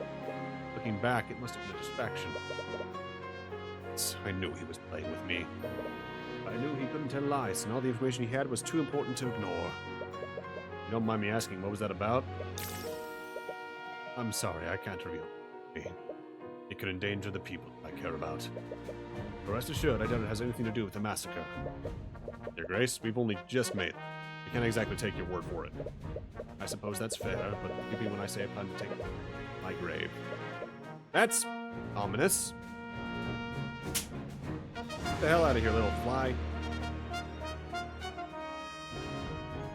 But he's clearly intent on keeping their conversation a secret. Anyway, several members of the King's Guard were watching us. They can verify my alibi. How long did this conversation last? I arrived to speak with him at 1:50 p.m. and I didn't leave until 3:10. So he was accounted for during the time frame of the murders. Why would Marunath go to the trouble of distracting him in the first place? Whoever orchestrated this also used a force cage to trap Astar. Were they trying to distract the forces in the cathedral? Or were they trying to keep certain people out of the crossfire? By the way, it's clear that Beatrice has a lot to answer for. Your Highness, we heard the prosecutor cast a spell on you when you saw the fire in the common room. you tell us more about what happened? I can't believe she attacked a member of the royal family. She was completely irresponsible with her magic. I understand your feelings about this, but we can't say for certain that she inflicted mage blade on herself. You don't even know if it was actually her. I saw her with my own eyes. Plenty of other people did too. Either way, where did this happen? It was on the path outside the common room. I saw smoke coming from in the building, and I saw Steelwind walking away from it. This was after she murdered Von Sanctus. I have a feeling I already know the answer, but was she behaving erratically? No, she would very deliberately cast a spell on me. Which once again implies Mage Blight wasn't behind this. Do you know which spell she cast on you? I'm not sure. Never been affected by a spell like that before. The magical traces on it, we know it was a transmutation spell. Transmutation spells manipulate and change physical matter. I can't think what that might do to your body. Are you sure he's okay? Lord Asclepius inspected him. He doesn't appear to have any lasting injuries. But hoping for a spell, the spell's effects were only temporary. Yeah, like what transmutation spells do we even have right now that we give us a hint?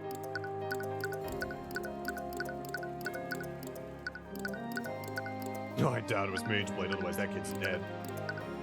Frostwave. Hypothermia and like freezing him there could do that, maybe, but I feel like there'd be more more shit with it. Slow fall, I feel like we notice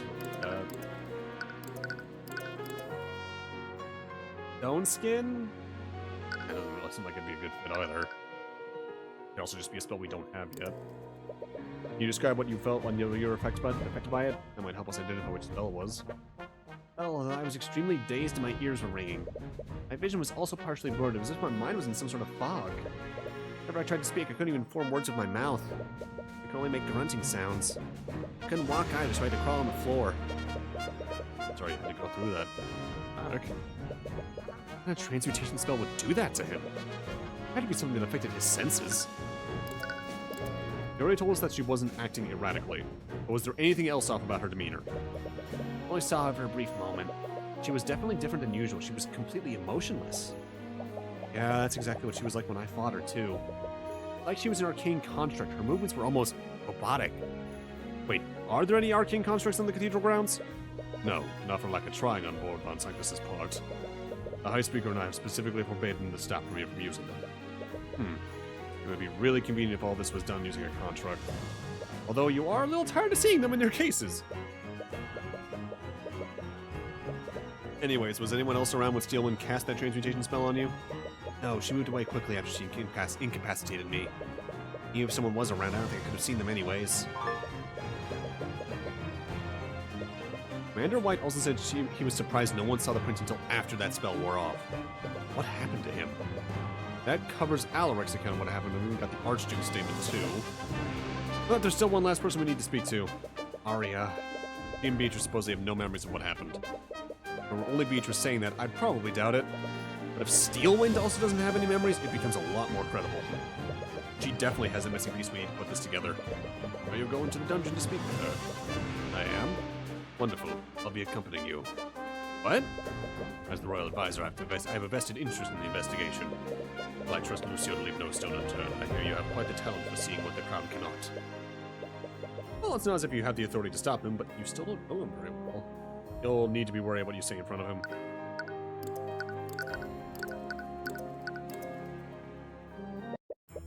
You arrive at the dungeon and see the prosecutor sitting in a holding cell. Seems extremely stressed, as if she's trying to figure something out. Mr. Cuthbert, and your grace. Steelwind gives a wary look to the Archduke. How are you doing? As best as I can, all things considered. What brings you here? We're trying to investigate everything that happened. I see. I was wondering if you could answer some of our questions. Steelwind, I know your situation is pretty grim right now, but you know you can trust me. You're not the person I'm worried about. At this moment, I don't even know if I can trust myself. What? I heard that you don't have any memories of what happened. Is that true? It is. No matter how much I try, I can't recall anything. What's the last thing you remember? I believe I was leaving my meeting with the High Speaker and His Majesty. After the meeting, I was planning to return to the nave to speak with my father. But I suddenly felt extremely nauseous. I thought some fresh air might help me feel better, so I went to the balcony. The one over Lake Galacron. Yes, that one. The last thing I remember was losing consciousness as I looked at the lake. And did you cast any magic before this happened? No, I didn't. Are you sure you don't remember anything after that? I don't. I remember us waking up to the sound of someone sobbing. Celeste, she was crying over your unconscious body, Mr. Cuthbert.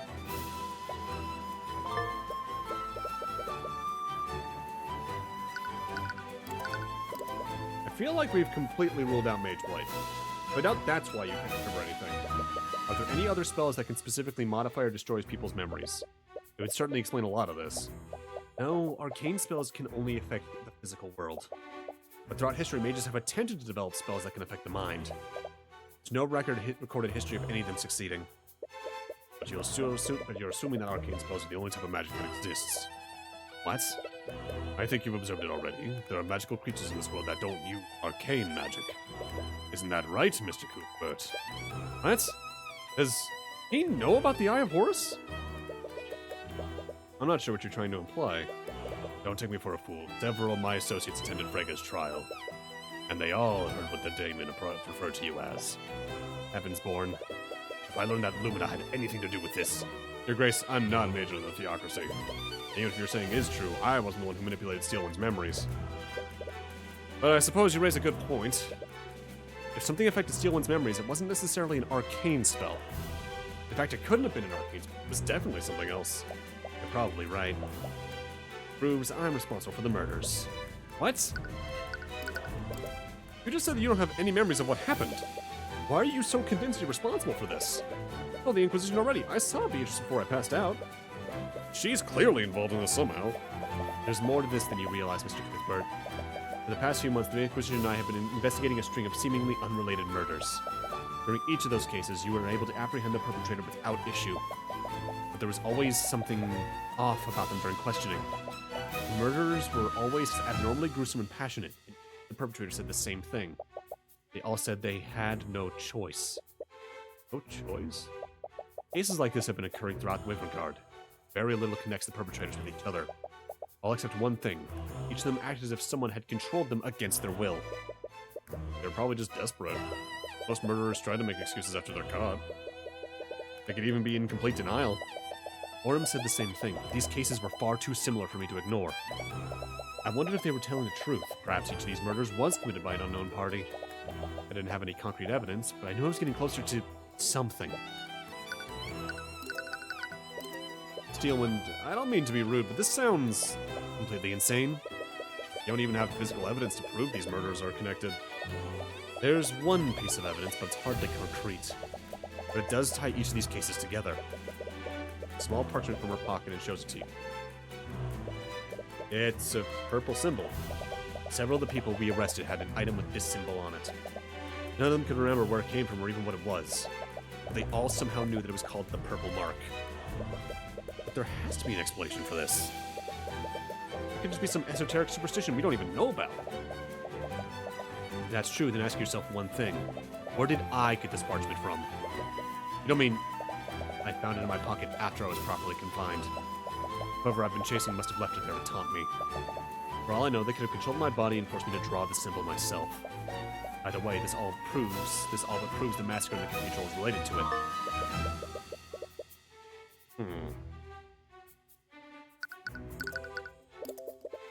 I don't want to dismiss what you said, but this definitely won't hold up in court. Or should it? My mind has been compromised. I can't take the risk of leaving this dungeon. Otherwise, I could end up harming more people. Wait, are you planning to spend the rest of your life in prison? If that's what's necessary to keep everyone safe. What about Aster? Weren't you two supposed to be married soon? He's the king now, and you can't roll a wyvern guard alongside him from a holding cell. You're correct, but he's always been a remarkable person. I have no problem finding another suitress. I feel an overwhelming sadness emanating from her. She says that... Arya... No. What? You're not going to sacrifice everything for someone else's actions. Mr. Cuthbert, I'm not going to risk more lives. If I were to hurt His Majesty, I would be able to forgive myself. Please don't ask that of me. No one's going to throw everything she cares about away for the greater good. Even if she was the one who did all this, she's not the one who's responsible. You can't let her resign herself to a fate like this.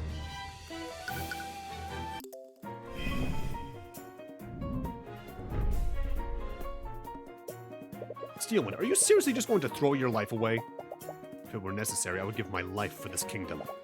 If someone controlled my actions today, they can and will do so again.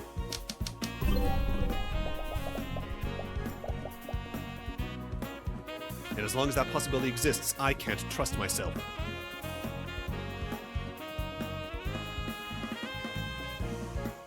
No one acts for the greater good of the kingdom regardless of the amount she's suffering. Must endure. Doing so, she's deeply in love with Aster. Will victim, however, she's still a rational person who will attempt no arguments. Okay. Not the issue here if we find someone else who's responsible for it.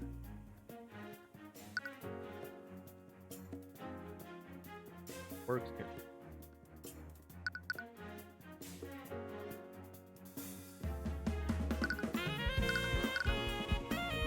I feel like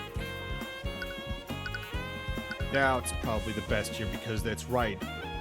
While that does connect them to those other cases, we don't know if any of those people would ever be able to recommit / that's the word I'm looking for here. Reoffend? Yeah, that word. Like no one would ever get the chance to, so we don't know if it's just a one and done deal. But that's assuming this person can continue to do so. You said so yourself. You haven't found any evidence to prove your theory. You don't know how this mind control works. We don't have enough information. You can't just drop this without finding out what really happened. I suppose you're right, but I doubt there was any goal to this. I've been investigating these murders for months, and I've never been able to find any personal clues as to who the perpetrator is. There's no way to connect him to this. Whoever did this was a sadistic individual who wanted to cause as much suffering as possible.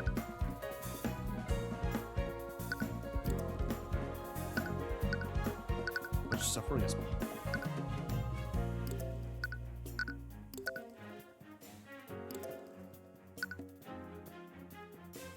Ooh, actually.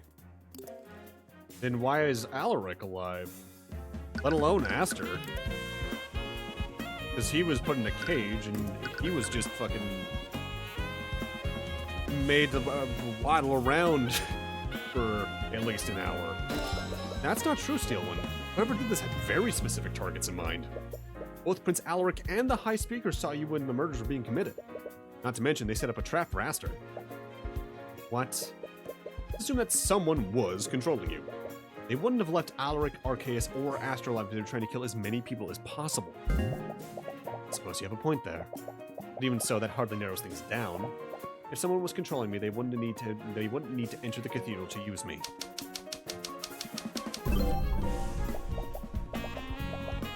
Perhaps you're right, and the perpetrator only wanted to murder the 3 victims. There's plenty of people who want to see those 3 dead. The perpetrator didn't need to enter the cathedral to enter the murders.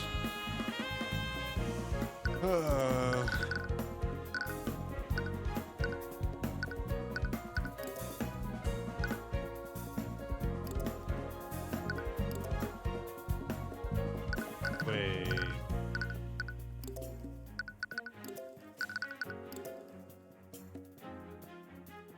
Yes, they would have had to because Force Cage can only be cast within 30 feet of the caster. And only for an hour, so they would have had to have been there at that point, or at least have entered, set this all up, and then left. There's one thing you're overlooking. Before the murder started, someone trapped Aster within a Force Cage using political contingency. But they didn't harm him, probably just a distraction. Even so, this gives us 2 important clues. The first is that whoever did this is capable of casting 2 spells. Those 2 spells. This means that the perpetrator was a mage. That's true. But the second clue is the most important one. Whoever set that trap for Aster did so within 24 hours of triggering it.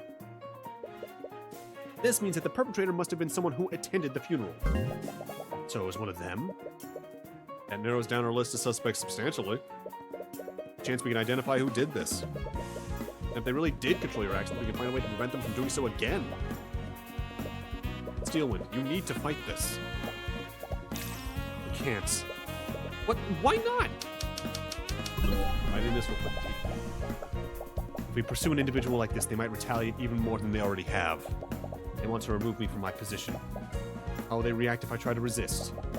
It might even hurt more people to send a message. It's far too dangerous.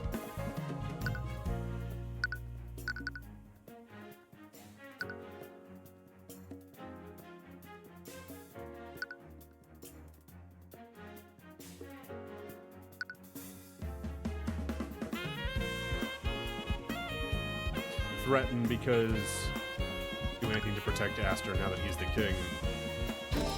Whoever did this had a goal far bigger than you. You had no guarantee that they'll stop here. 3 nobles died today, and 2 of them were near the top of the political hierarchy. What if they decide to go after more victims? Who will they target next? Father? King? We need to catch them before they can do more harm. I know you're frightened about what might happen to the people close to you. But we can't let someone that dangerous get away with this. When you put it that way, I suppose I have no other choice, do I? So who's going to be our prosecutor in this case, then, if Arya's the likely defendant?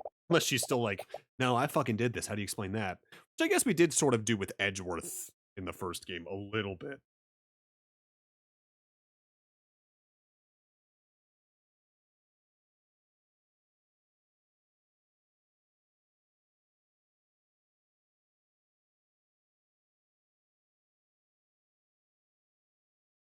I never realized it before, Mr. Cuthbert. What? You really have a bad habit of butting your nose into other people's business, don't you? Yeah, I suppose I do. You're right. We can't let this go. I'll find a way to dispute this, somehow. Thank you, Mr. Cuthbert. I think we've known each other long enough. Don't need to be so formal. Successfully argued against Arya Steelwind. Perhaps I misjudged you. I know I agreed to fight this, but what is it? You're the most qualified attorney in the nobility. You'll definitely be able to make a case for yourself. As you probably know, House Sybil controls the legislative and judicial branches of our kingdom. They've nominated my father as the prosecutor for my trial. Okay, now this makes sense. Hey, and oh yeah, oh god, we're already almost 2 hours in. Yeah, this is a bit of a crazy case thus far. We're not even at the first trial section yet, I think. Hope you're doing well tonight. What? No one believes my theory of mind control. Everyone believes I overspent my magic and gave myself mage blight. Result, they blame House Steelwind for Coralyn Sybil's death. Now the only way for him to redeem House Steelwind is to convict me and sentence me to death. But he's your father! There's no way he would... This isn't the first time something like this has happened. When I was a child, my mother accidentally overused her magic and induced mage blight within herself. In her resulting psychotic episode, she massacred an entire village of commoners. Oh. House Steelwind almost lost everything after that. To redeem himself, my father personally oversaw my mother's trial and her execution. That's... My father values his duty to Wyvern over everything else. Nothing matters more to him than that, not even his family. I want to have confidence in myself, but I don't know if I can face him like this. Mr. Cuthbert, what is your stake in all of this? What? You hate the nobility, don't you? Why are you so intent on helping Miss Steelwind? Because she's innocent. I know she is. She would never be irresponsible enough to give herself mage blight. Mr. Cuthbert, it doesn't matter if she's a noble or a commoner. She's being oppressed by the system and she deserves a fair trial. Well said. What? I, Remus Virgile, hereby grant you the privilege to serve as Miss Steelwind's counsel. Wait, really? I'll be acting as the judge and arbiter of Miss Steelwind's trial. It is within my right to grant such permissions. Thank you. But why would you... You think I've made a mistake? No, of course not. I'll serve as Steelwind's attorney. You'll have me. Of course. There's no one else I would trust more with this. And please, you've done a lot for me already. You don't have to be so formal. Please call me by my first name. Celeste is already taken in doing that. But since you'll be defending me, you'll probably need this. Mend wounds, firebolt, shape liquid, dispel magic, steel wind strike, make magic polymorphin. Evocation, bolto. That's damning for one of the deaths. Hold creature. Move target, punching spell on it, their body. Even subtle movement. Huh. Wind strike, evocation, bonus. Strikes targets and twists in the 20-foot radius with a slashing force which slashes the light power. Mage blade and can cut through thick metal armor. Damn, they got a fucking MMO expansion upgrade for one of their spells. Polymorph. Vegetation, Dromedy. Transforms a target within 30 feet of an animal. Any creature that fits in a 2x2x2 duration.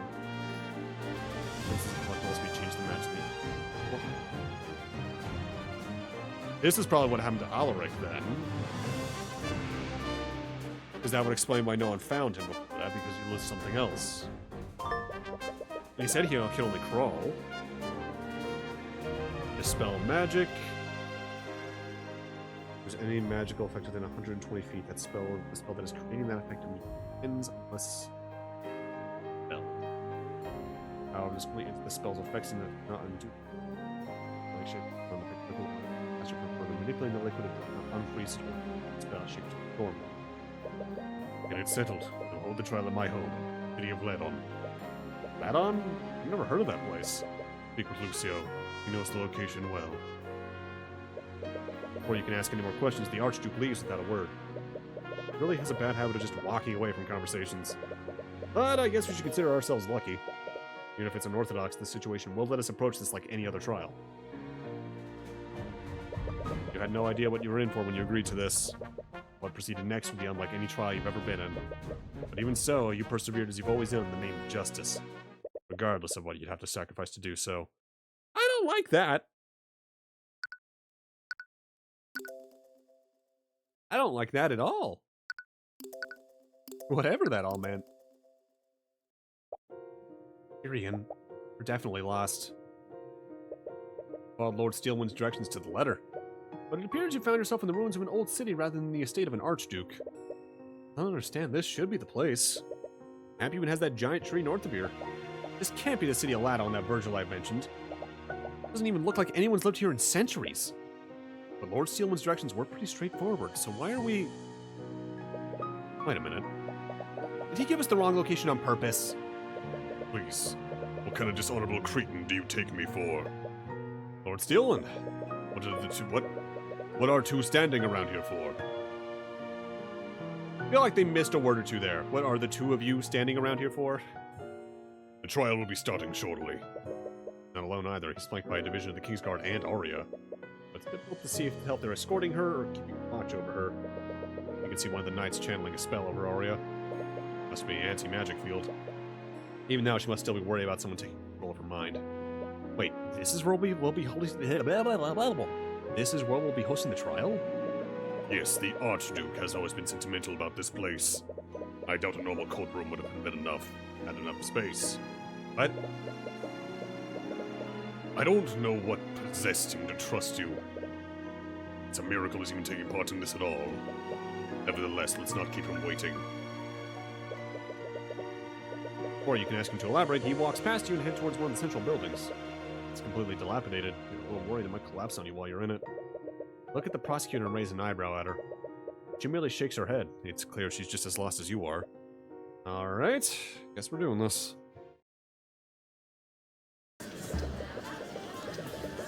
The muddied sprites to make them look like they're further in the distance worked in the normal courtroom. It just kind of looks weird here. There's the occasional place where you can tell they didn't reach their like full funding that they wanted to get for this game, and they had to just kind of do with what they had. And I feel like situations like this, considering they're only on screen for like a line at a time, are probably one of them though. The ruins are filled with everyone who was at the Grand Cathedral that day, and they all seem to be just as out of loop as you are. And the person who seems to be unfazed by this entire situation is Lord Steelwind. He's taking his position at the opposite end of the room. It seems as if he truly plans on prosecuting his daughter. Thank you all for coming here today. I appreciate your cooperation with our investigation. Why have you brought us here? This place is filthy. It's crawling with insects and vermin. My apologies, but what happens here today must be kept under wraps for now. I had to choose a location that was far away from modern civilization. Nevertheless, I welcome you all to my home. Wait, you live here? I do. Your Grace, I know you wouldn't bring us here unless you were completely certain. But I want to ask you one last time. Is this truly what you wish to do? There'll be no going back after this. What? I made many mistakes in my lifetime. I gave Wyvern the means to protect themselves. All I did was warp them into something monstrous. I grew bitter seeing what I created, so I isolated myself from my people. Now my best course of action would be to stay in seclusion and leave Wyvern to fend for themselves. I see now what a fool I was. I abandoned my kin to survive in an unjust world. And now foreign powers have ingrained themselves in my kingdom. All because of my negligence. Foreign powers? You still suspect you're an agent of the theocracy? Oh my god, is he... Well, no more. It's time the people of Wyvern and their enemies remember who watches over them. As he raises his hand, magic begins to swirl around him. What's going on? This entire room is violently shaking. Whatever he's casting, it's unlike any magic you've ever seen before. A blinding light envelops him. You can faintly see his form changing. It's expanding, and from it... Wait, is that... Holy shit. What? It's a dragon! As the Archduke assumes his true form, the gallery breaks out into hysteria. Some of them kneel in reverence to the ancient dragon, and some of them cower in absolute terror. You can see some of them attempt to flee before they're stopped by the Knights of the Kingsguard. Enough. This may not be a court, but I will have order. You're an ancient dragon? No. You're the last ancient dragon. That is correct, Heavensborn. I am the Lord of all lords. You all stand before Rathalion, the Scaled Lord. Holy shit!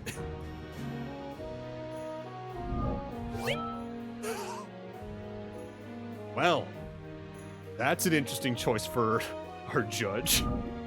Remus Virgile is an alias I assume when I walk amongst your kind. But make no mistake, even in my human form, I have always had the strength of an ancient dragon. Until now, only the Lords of House Steelwind and the Kings of Wyverngard have known my true identity. I will hide no longer. My will alone will determine how this trial ends.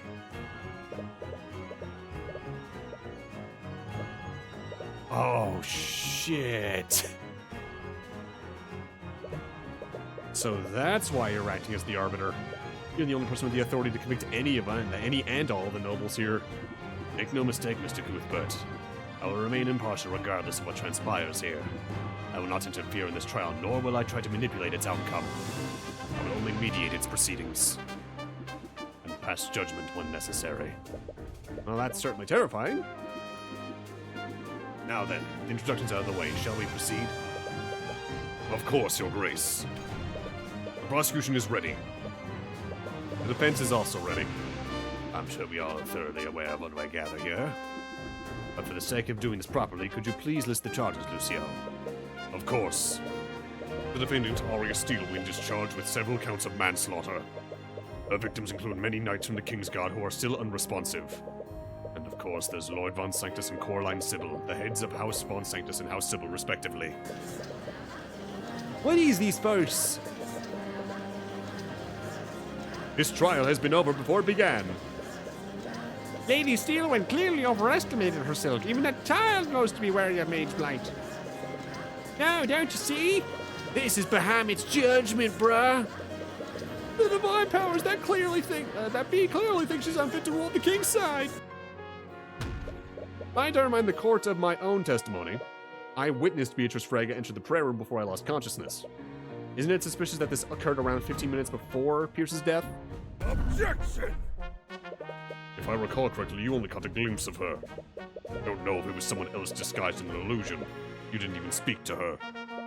That's all the more reason to call her to the stand to explain herself. She has already testified that she has no memories of what transpired during the massacre. There is no need to drag this out any longer than necessary, Cuthbert. My client has a right to a fair trial. And Beatrice Frege's involvement clearly implies some sort of foul play. Enough. I find Mr. Cuthbert's request to be reasonable. And I agree that Lady Fregma? Frege's actions are quite suspect. Very well. Let the defense have his battle. I only hope for his sake that his blade strikes true. Why is everything a war metaphor with you? Beatrice? Glad you're safe, Mr. Cuthbert. Not for lack of trying on your part. I have no memories of what I did. Okay. Great. If I hurt you, I am truly sorry. He actually looks pretty sincere, but it's not as if this is the first time she's lied to you. To be honest, I'm still a little doubtful about your memory loss. I'm not the only one who experienced it. Arya also has no memories of what happened. And how would you know that? Word travels around quickly in dungeons. What? Regardless, if you truly have no memories of what happened, could you testify about what you do remember? Perhaps there's a clue that we haven't discovered yet. Very well. So is Marnoth just gonna be staring at me the entire time? I was with my sisters and my guide, Eris Ilmater. I was speaking with them in the garden when I suddenly felt ill and lost consciousness. When I woke up, my sisters found me. They said I had gone missing for over an hour. I was confused, but when I later heard what happened, I realized that someone must have taken control of my body. I have no memories of what happened, and from what I understand, the same thing happened to Arya. And to make matters worse, there's nothing that indicates who may have controlled our actions. Also saying that someone else was controlling her. Well, her testimony does match up with Arya's statement. Something way off about the way she's testifying. As if she were trying to lie. If she were trying to lie to you, she would have been a lot more vague. What is she doing? A good question.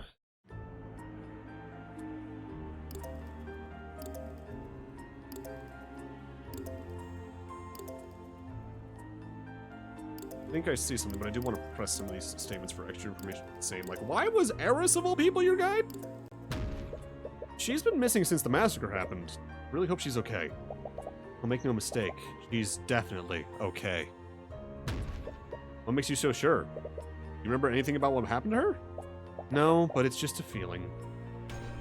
Enough of your speculation. Tell us what happened next, Frega.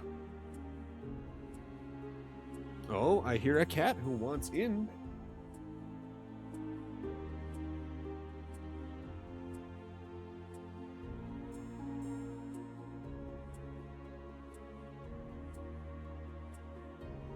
Apologize, because it's a little hot in my room at the moment.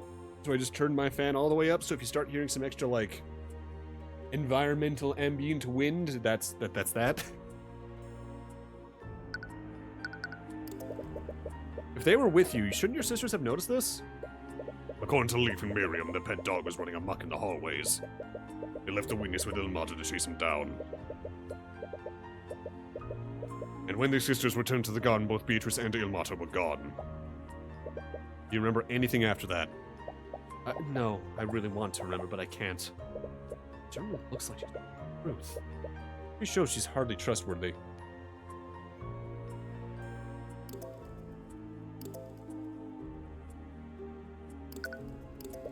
So you're also saying that someone else controlled your body?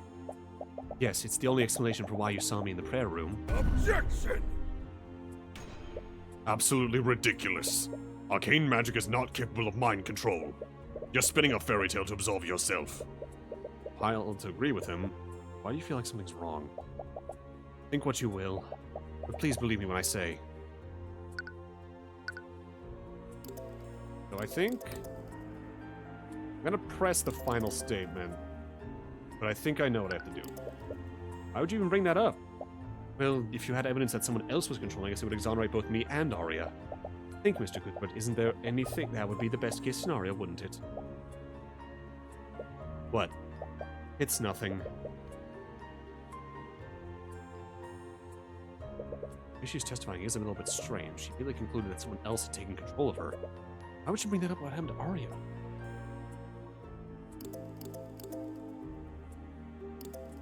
She's guiding us. Because this is the only proof that someone could do this to both people. Objection! Assuming she has something like that on there. Why would she say something like that? You found the contradiction, but it was almost like she gave it to you. Beatrice, you said there's no indication of who orchestrated this. But there is one piece that does just that, albeit loosely. And what would that be? This symbol. Pull out the parchment with the purple mark on it and show it to her. Arnoth, what are you doing? What's wrong? He's using his powers to suppress our connection. Magic. I can't actually see what you're trying to show me. Marnoth, can you stop being petty and just let her see it? I don't take orders from you, Heavensborn. I wonder, Mr. Cuthbert, what's on that parchment? You see, Beatrice, Arya's been investigating a string of murders throughout Wyverngard. These murders appear to be unrelated despite how gruesome they are. But they all share one thing in common. This symbol was found at each and every crime scene. Objection! Don't tell me my daughter has roped you into a little conspiracy theory. If your mind control defense would be laughable, if it were downright insulting. Lord Steelwind, during the gap in Arya's memory, someone placed this mark in her pocket. It was clearly some sort of taunt from whoever orchestrated this. Nonsense, she clearly drew that symbol herself during her psychotic episode. I've had to listen to her go on and on about her insane theory.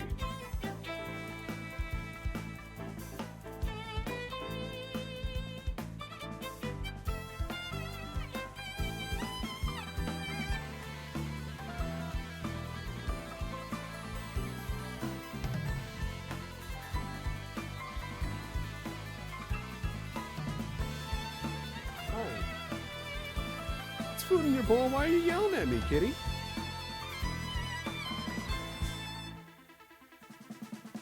Want more? It's not even one yet.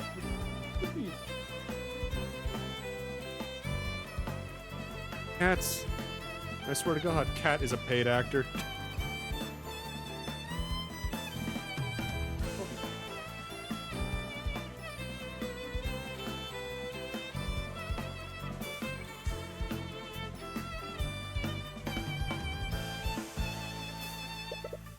She was obsessed with it.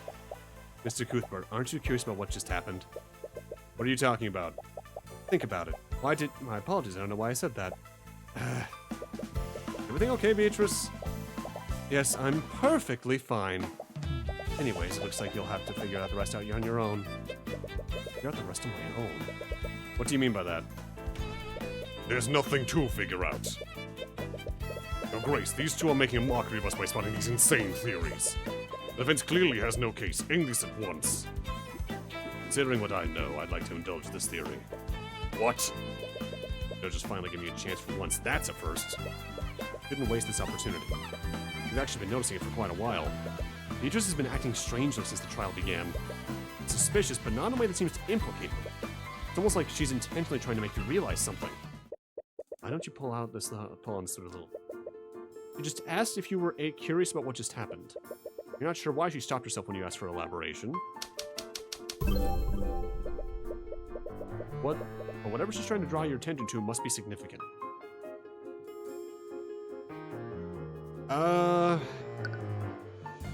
Probably Marnoth if I had a piece of this.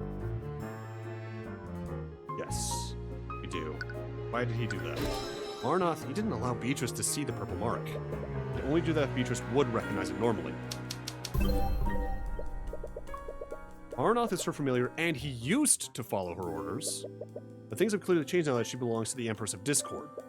So why would a demon like Marnoth interfere like this?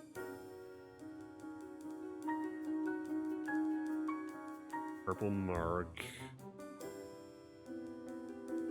is related to a demon.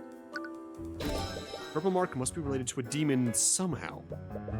It's the only explanation as to why he would prevent her from seeing the mark. But Arya has been investigating murders throughout Wyvergard. Does this mean that her investigation also has something to do with a demon? Arya suspected each of the murderers were acting against their will. Now both Arya and Beatrice are also claiming they were controlled. You can't explain what happened to Arya or these other individuals. But you do know why Beatrice might not have full control of her actions. A blood contract. Did Arya sign a blood contract?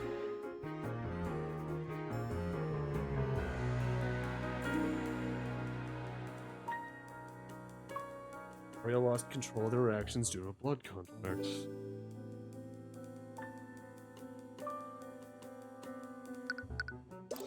Oh, the ability to control people's mind. Okay. Definitely know a lot less about demons than I'd like to.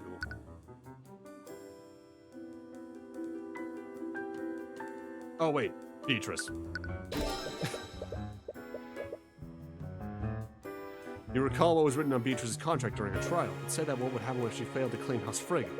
Her soul, her mind, and her life would all be claimed by the Empress of Discord. If this Empress of Discord owns Beatrice's mind, what would that mean that they also could control Beatrice against her will? If that were true, that means Arya plus control their mind. Correct. No, that can't be right, can it? Did Arya seriously sign a blood contract with a demon? Why would she ever do that? But it's the conclusion that makes the most sense. I can't think of any other way someone could control her against her will. And there is one way to find out for certain. The Divine Edict that seemed able to use against Beatrice during her trial. It was instinctual at the time, but you have some understanding of how it works. Creates a copy of a blood contract between a contract holder and a demon who created it. But for it to work, you need to know the name of the contract holder. In addition to that, you need the name of the demon who created the contract. Which demon did Arya make a blood contract? Right now, you're only relying on guesswork. Going off what you know, the demon who made the contract must be... I mean, we literally only have, what, 2 named demons? Him... the monkey. The truest evil of all, adorable monkeys. No, it's gotta be the Empress of Discord. The so-called Empress of Discord. She was mentioned in Beatrice's blood contract, but you still have no idea who or what she is. However, she was mentioned in a blood contract created by Maranoth. She must be his superior in some way. That might explain why Maranoth doesn't want Beatrice to identify the purple mark. Not sure if a pseudonym is enough, but it's the closest you can get with what you know so far. You've been awfully quiet for a while, Mr. Cuthbert. What are you thinking about? He's probably imagining new ways to futilely stall for time. I think I've finally figured out why the witness and defendant can't remember anything. It would also explain why they didn't have control of their actions. Objection! Again with this? Well, if you're so convinced about my daughter's conspiracy, why don't you prove it? I knew it. Even if you don't believe in the nonsense, even you don't believe in the nonsense you're spouting. Lord Steelwind, I want to be wrong about this. If I'm right, the implications don't bode well for anyone involved. So instead of telling you, I think it would be better to show you. Empress of Discord, wherever you may hide. Damn it. I knew you could do it. By the Eye of Horus, I issue upon you a divine edict. Release thy guards and manifest your blood contract with Arya Steelwind. Blood contract seems strange on the pages. The contract is only 1 page, even stranger there's a large empty space in the top half. There are only a few sentences at the bottom. Well, top half means that the letter we got is probably off of this. Off the letter we got earlier. The intention of this contract, the person who hands this contract to Arya Steelwind will refer to as the patron. By signing this contract, Arya Steelwind surrenders her mind, body, and soul to the patron. This contract will bind Arya Steelwind to the patron as long as they both live, signed with Arya's signature.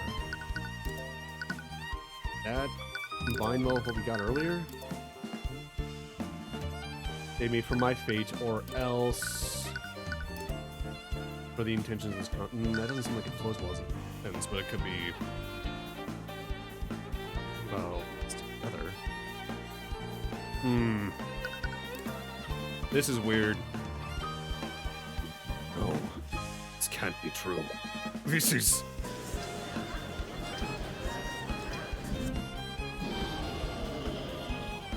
Enough! Stop prattling amongst yourselves. Objection! No, this is a sham. This wretch has clearly created a convincing fabrication. It's genuine, Lucio. It's impossible to falsify something like this. Can't deny the truth anymore, Lord Steelwind. There is a way to control someone else's actions. Arya Steelwind wasn't affected by Mage Blight. She was controlled against her will. This evidence, there's no doubt Arya did sign a blood contract. It still doesn't make sense. I agree. Even if Arya was the type of person to sign a contract with a demon, there isn't a single part of this contract that benefits her. Why would Arya sign this contract?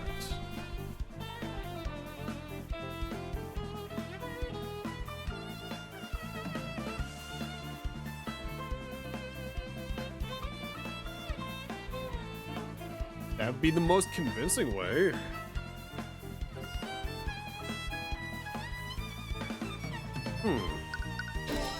There's a large empty space above the terms of your daughter's contract.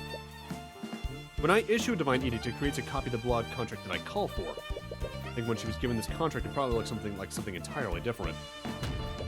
Something else was written in this empty space to make it look like a normal legal document. which means that my client was not in control of her actions that day. Objection! Enough of this, all of you. Do you see now, Lord Steelwind? Arya was not responsible for what happened. That remains to be proven. What are you talking about? He has a blood contract that relinquishes control of her free will. Not having control and not being responsible, two very different things, Cuthbert. What? I'll admit the defendant may not have had control of her actions when she murdered the victims.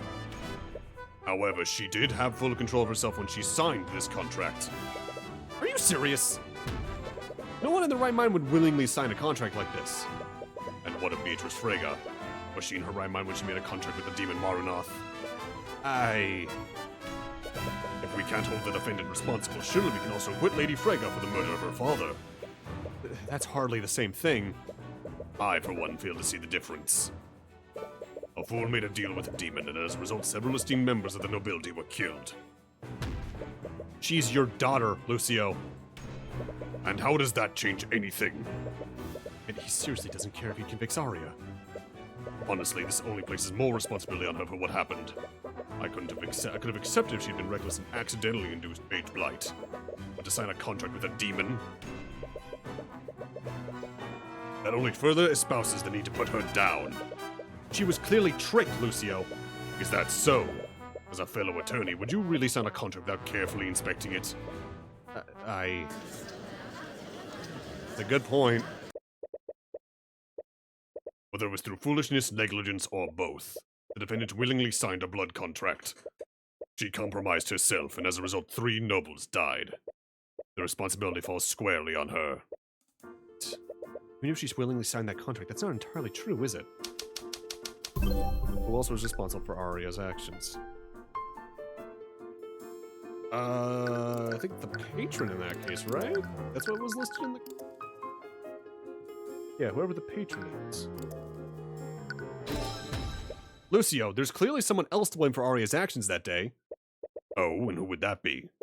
I'd like to reread my client's blood contract to the court. By signing this contract, Arya Steelwind surrenders her mind, body, and soul to the patron. That can only mean one thing.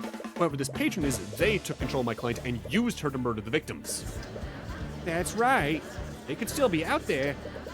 None of us are safe until this patron's apprehended. Well, we can't end this trial while every member of the Wyvern Guard nobility is in danger. Well played. I'm compelled to agree with Mr. Cuthbert. Trickery or not, it's clear someone wished ill intent on the nobles. And until we know who this patron is, you can't pass judgment on my client. Not until we know the circumstances that she signed that blood contract under. And what would you have us do, Cuthbert? The contract has no stipulations about proximity or how this mind control works. For all we know, this patron could have murdered the victims all while sitting in their very home. There was a clear intent behind this attack. Even if the patron didn't directly participate in the murders, they definitely had a motive. If Arya was being controlled, then we can analyze her behavior to determine who was controlling her. I see, that does sound like as good a plan as any.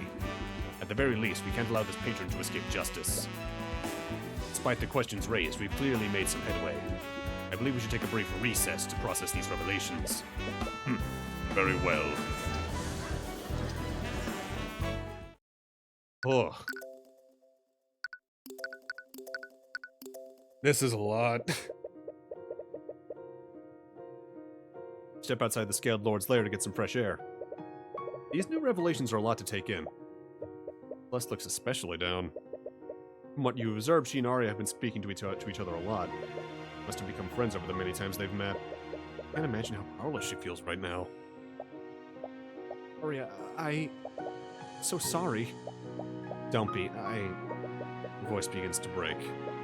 She's always been stoic, but it's clear that even she has her breaking point. I can't imagine what you're feeling right now. But there's still hope. We can find out who did this to you. We can still save you. Do you remember if you've signed anything recently? No, I don't. Patron must have wiped your memories to cover their tracks. I still don't understand. Even if I don't remember signing that contract, I don't think I would be that careless. Right. As much as I hate to admit it, Lucio was right. You're an attorney like me, and we always carefully look over contracts before we sign them. Which raises the question of how the patron got your signature. don't know. I just... Damn it, I don't even know what circumstances you were under when you were signing that contract. For all we know, the patron could have used any number of tactics to coerce you into doing this. That's also possible. Arya, as you're deliberating amongst yourselves, Lord Steelwind approaches you. What are you doing here, Father? I can't believe him. How does he have nothing to say? Actions say otherwise, but you could have sworn you saw something through the eye. Almost as if he was saddened and worried. Well, no matter how he feels internally, he's made it clear he's your enemy. Whatever his motivations are, you'll overcome him. It's like everyone else. We should also head back, Celeste. Right. No matter what it takes, you're going to see this through.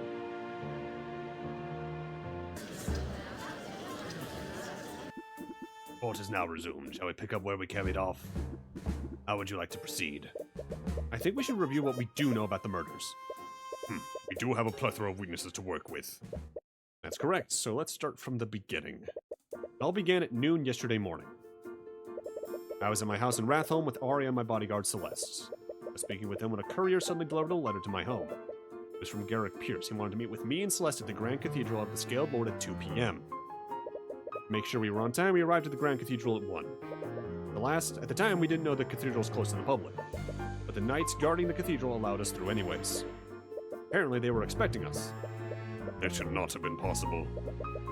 Due to the solemnity of the situation, we were very particular about who was permitted to enter the cathedral. It's possible someone pulled some strings to let us through. Or you to enter legally. Well, I'm sure that knight from the Kingsguard can vouch for us. I know about every order given to the Kingsguard, and none of them were told to let you two through. It's possible the night we met fell comatose with the others. And as long as they don't responsive, we'll never know. Perhaps we should continue. Anyways, we arrived at the church and spent the next hour sightseeing before we went to meet with Pierce. In that time, we met with Remus, Lucio, Arya, Aster, and Ulrich. And around that time, Arya and Aster left together to meet with the High Speaker in his quarters. While exploring the cathedral, we spoke with Von Sanctus and Sybil. Then we spoke with the 3 Frege sisters and Eris Ilmater. Iris Ilmater? She's a friend of Beatrice Frege. The Kingsguard wouldn't let her bring her familiar into the cathedral, so she brought Eris to guide her instead. Anyways, we left the garden around 1:45 p.m., not 11, to meet with Pierce in the prayer room. And around that time, Arya left her meeting with the High Speaker and felt nauseous. Last thing she remembers is looking at Lake Galacron. A likely story. Regardless, at 2 p.m., Aster went to pay respects to his father's body. Unbeknownst to him, a mage had placed a glyph of contingency in front of his father's coffin. It was said to trap him within a force cage. What a despicable act. Considering what followed, the attack on His Majesty must have been a diversion. Right. It was also at this time that both Beatrice and Eris went missing. Considering the timing of it all, someone must have taken control of Beatrice's body after the trap on Aster was sprung. Are you saying this patron controlled her as well? No, I don't think so. According to her contract, her mind belongs to the Empress at Discord, not the patron.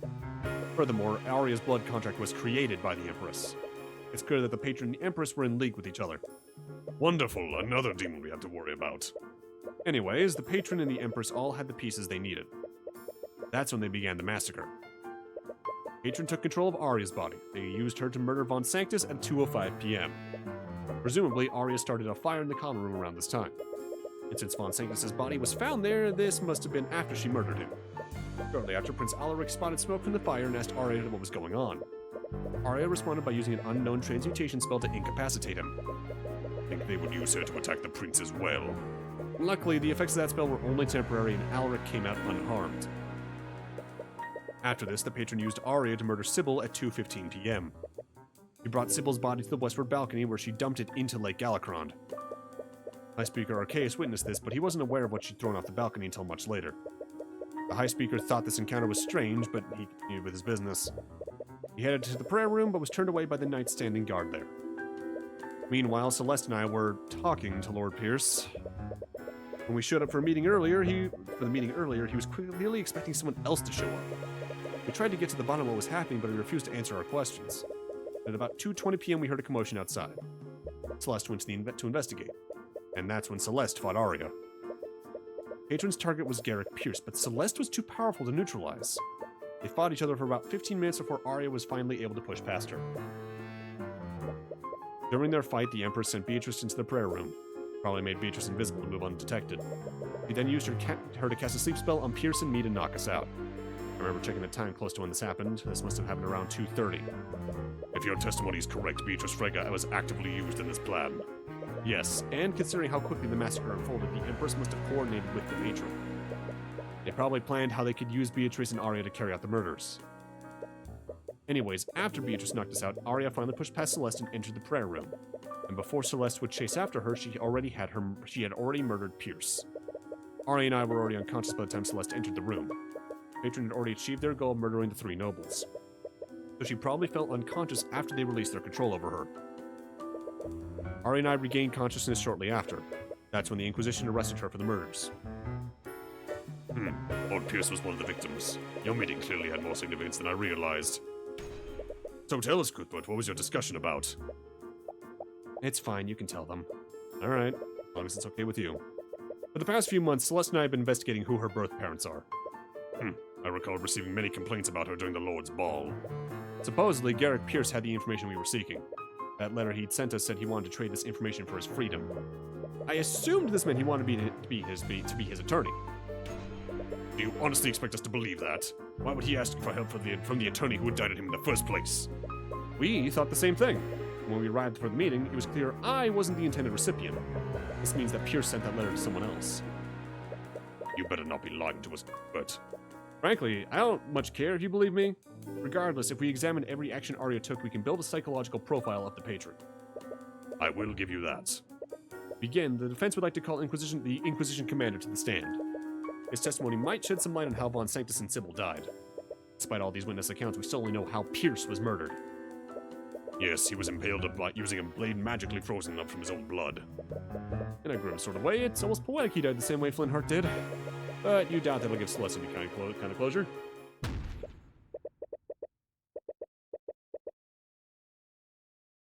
Anyways, we need to find out exactly how Arya murdered Von Sanctus and Sybil.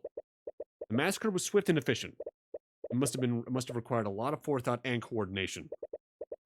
If we figured out who that might have had this knowledge, we might be able to find out who did this. I see. That sounds as good a plan as any. Kingsguard, escort Commander Orem White to the witness stand. Witness, please state your name and occupation. Right, Commander? I'm sorry, I just can't do this. How am I supposed to act like this is normal?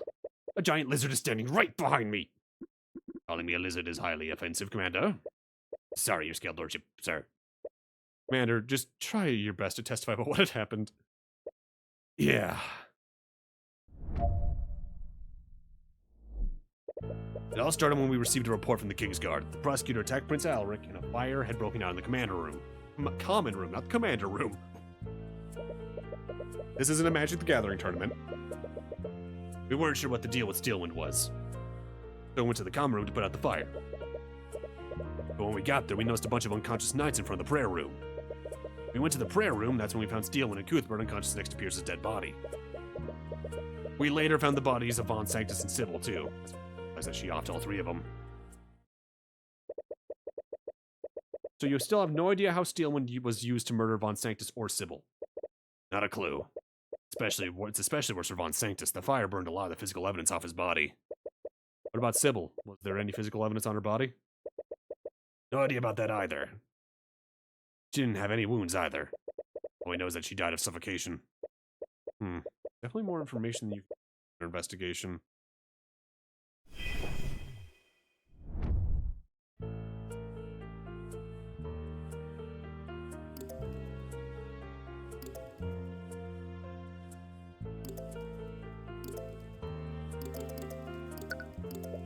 And this is mainly based on Prince Alaric's testimony, am I correct?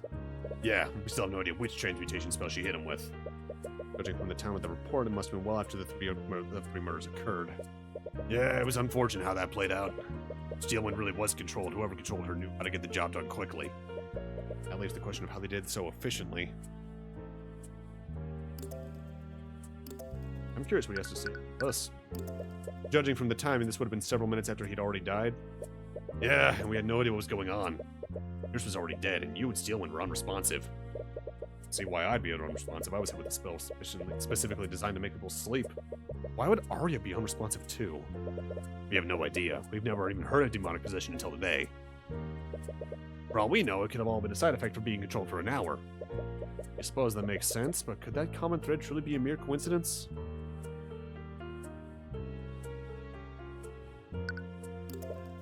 That last statement was a little vague. Perhaps she's asking to elaborate on one of the murders? Whose murder should he elaborate on? Oh, that's a good question. Guess go down the list. Could you elaborate more on Von Sanctus's murder?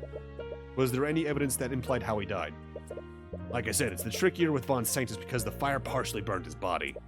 And our divination magic can only tell he died of suffocation. I see, so there's no other physical evidence. Well, there is one thing. From his burn marks, we do know he was hit by it with a firebolt before he died. We're guessing she wanted to weaken him before she dealt the final blow. We took a direct attack on her before he died. Anyways, please add this to your testimony, Commander White. Sure, whatever you say, kid. Do I have anything I can fight that news? The burns on his body, she must have ended with a firebolt to keep him away. He did not have any. Alright, firebolts, limitations. Burns, travel 120 feet without collision before it's measured.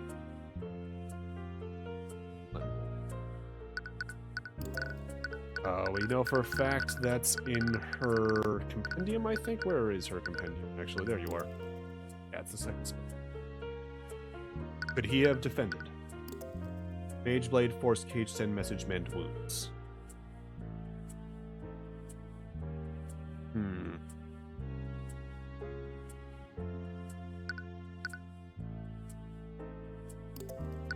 He could have sent a message about it, potentially, being like, oh god, what the fuck's happening? Help me! He also could have Force Caged. Can't be destroyed by anything. Spells that dispel spell effects also can't get through. That could be it, too.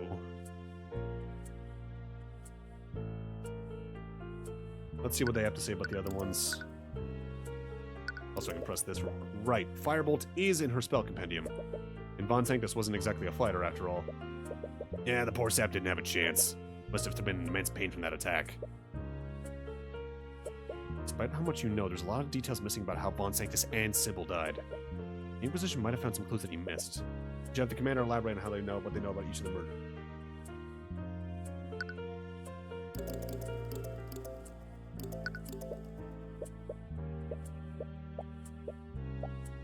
Wait, that's all new dialogue, isn't it?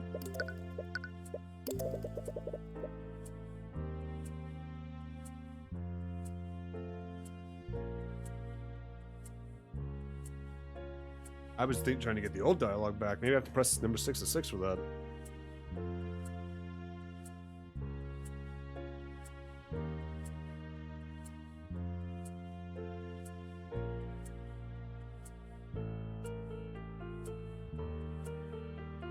Due to the lack of 11 search, use Von Sanctus and so forth. Both. What did I say about assuming? Tell me. Help it. But anyway, this year's assumption does make sense. You don't want to jump to conclusions yet. Either way, is Von Sanctus the victim you want to focus on? Perhaps you should ask other murderers. Okay, so I was pressing on the right thing to get this back up. They just changed the dialogue after that. Could you elaborate more on Sybil's murder? Was there any evidence that implied how she died? Using our divination magic, we know she died of suffocation. Weirdly in tune with Sanctus, then. We're not exactly sure how. But unlike Von Sanctus, Sybil's body wasn't burned. Couldn't there have been wounds on her neck if she was suffocated? Well, we found traces of necromancy on Sybil. He still wouldn't cast wounds on her body after she offed her. This would have removed any of the wounds in the body. Back what happened with Catherine Bellwether. Yeah, the only wounds she has are from the impact of falling into Lake Galacrond. Anyways, please add this to your testimony, Commander White. Next discovered her body in Galacrond.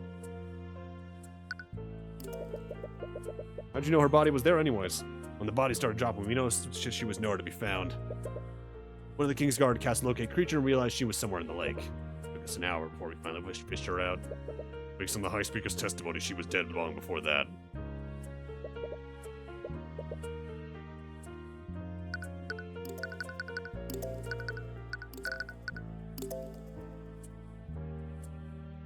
Alright, so I feel like if we're focusing on Von Sanctus and Sybil, what were Sybil's spells before I go into that even more? Where is your companion? Slow Fall, Foresight, Strike True, Detect Magic, Stone Skin.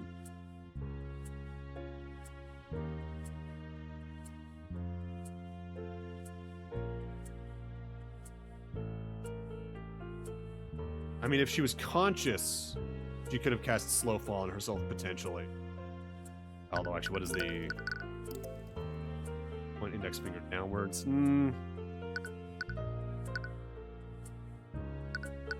She would need to be alive, or at least conscious, during the fall for that, and I don't know that being...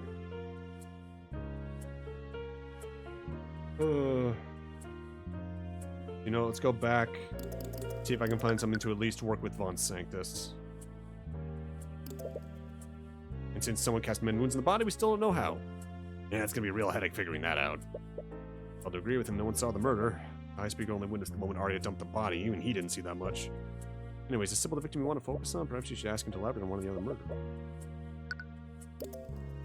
Get that back up. Do I have anything that can go against what this new line is?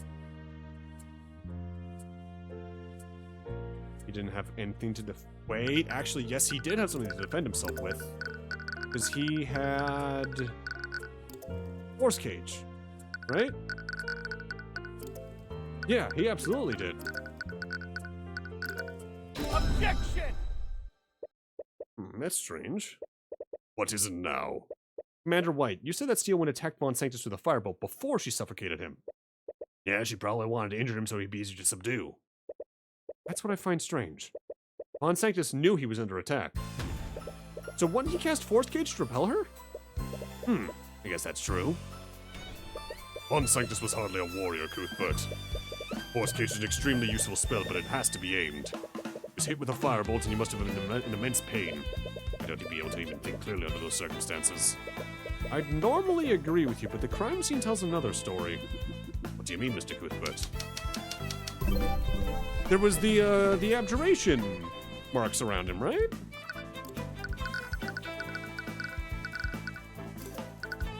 What was that? Yeah. When we investigated the crime scene, we found traces of abjuration magic that formed a perfect square around the body. I'm sure if you measured the dimensions of that square, it would be 10 feet by 10 feet. Which is the same length and width as the cube created by Force Cage. Like you said, he was in no shape to aim it. So he cast Force Cage on himself to create a makeshift barrier. Objection! Nonsense. If Von Sanctus had cast Force Cage on himself, he should have been protected from further harm. The defendant wouldn't have been able to suffocate him after that. Perhaps there's some way to bypass Force Cage. And once again, your ignorance of the arcane arts is made apparent. Force Cage is one of the most powerful abjuration spells in existence. It can't be dispelled, and no one can teleport in or out of it. Right, Esther was also trapped in the Force Cage. And he had to wait for the hour duration to elapse. So how did Steel Wind suffocate him? Wait, if Force Cage is a perfectly closed space, is it possible he ran out of air? That would be a glaring weakness. House Von Sanctus obviously designed that spell to allow oxygen through the barrier. And before you ask, poisonous gases can't be pushed through the barrier either. Only oxygen can travel through it. Right, and even if they had used poisonous gas, the autopsy report wouldn't have said he was suffocated. Only oxygen can travel through the bounds of a Force Cage, so how did Arya suffocate Von Sanctus despite that?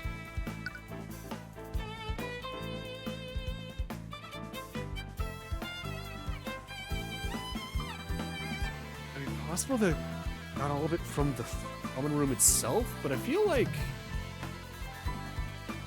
How would you even do that?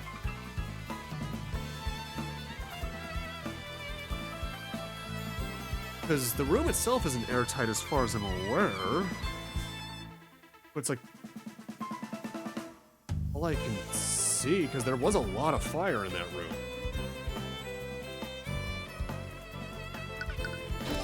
Force Cage is specifically designed to allow oxygen to the barrier. What if there was no oxygen left in the room? No oxygen? Ah, I see.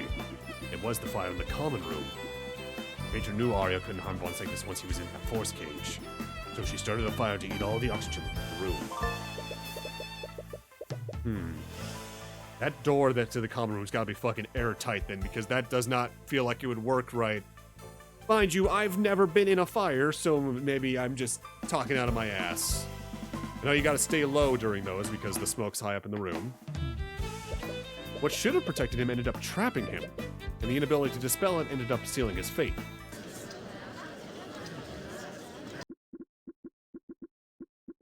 Well, I suppose that explains how the defendant murdered Von Sanctus.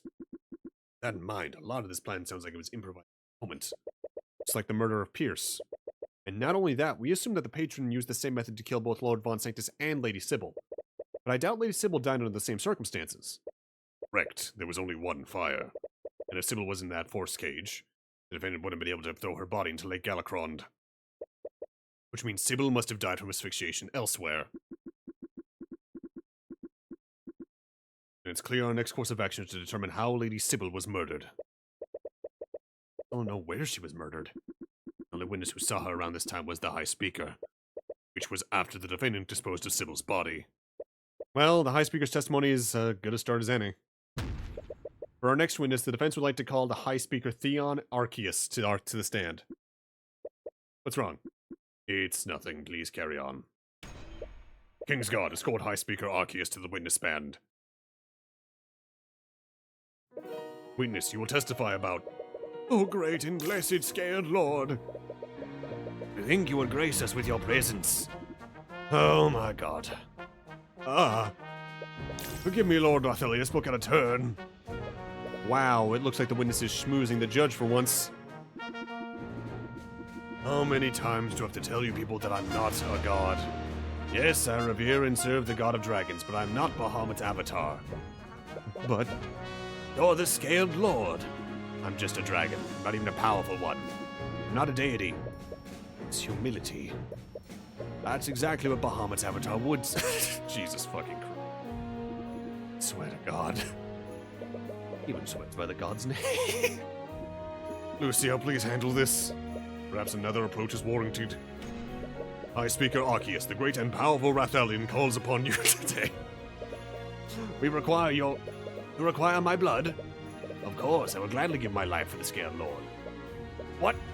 No! Of course, my blood can never be enough. But you just let me. I'll do as you wish, my lord. It takes some time, though. It takes some time to gather some followers and... Was he about to start a cult? Oh my god, we just want your testimony.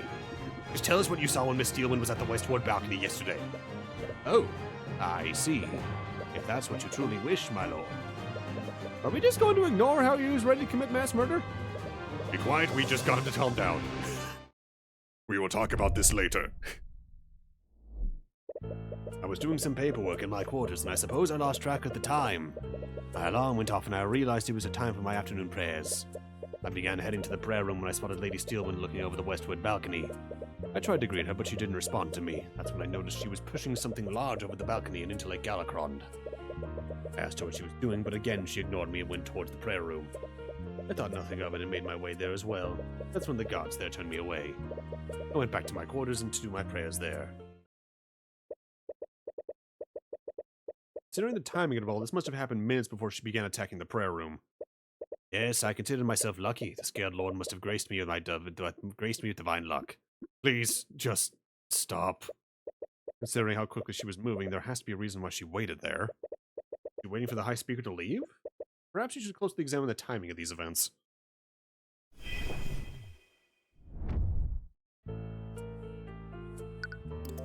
An alarm?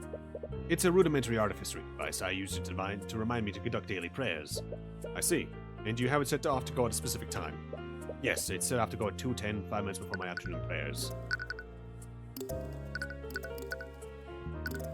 What was your TOD? 218.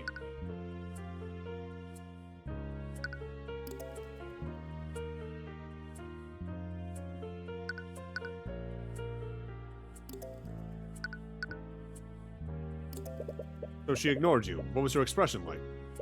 It was very cold and emotionless. The patron must have had control over her when this happened. Yes, that certainly makes the most sense. What time did this encounter happen? It was shortly after my alarm went off, so it was definitely before 2:15.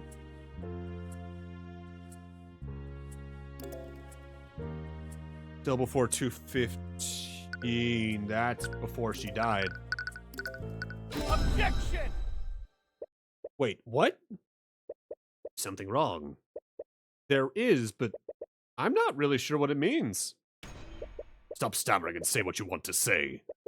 Hi, Speaker, you said that you saw Arya dumping something over the ledge of the balcony. There's no need to be vague, Cuthbert. It's clearly from the evidence he saw my daughter dumping Lady Sybil's body.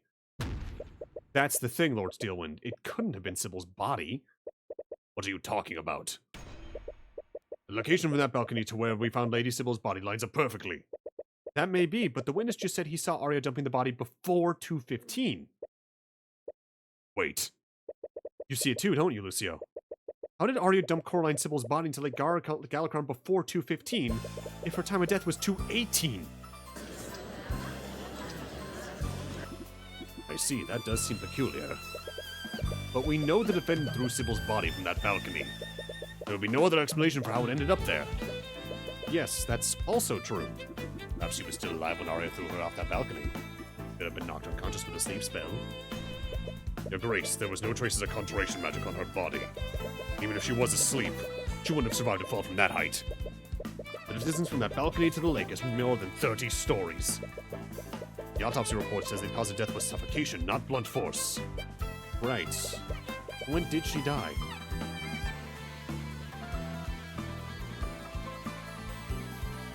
She would have to have died after she hit the water. Because that's the only thing that makes sense with the timing. But what spell would have caused that?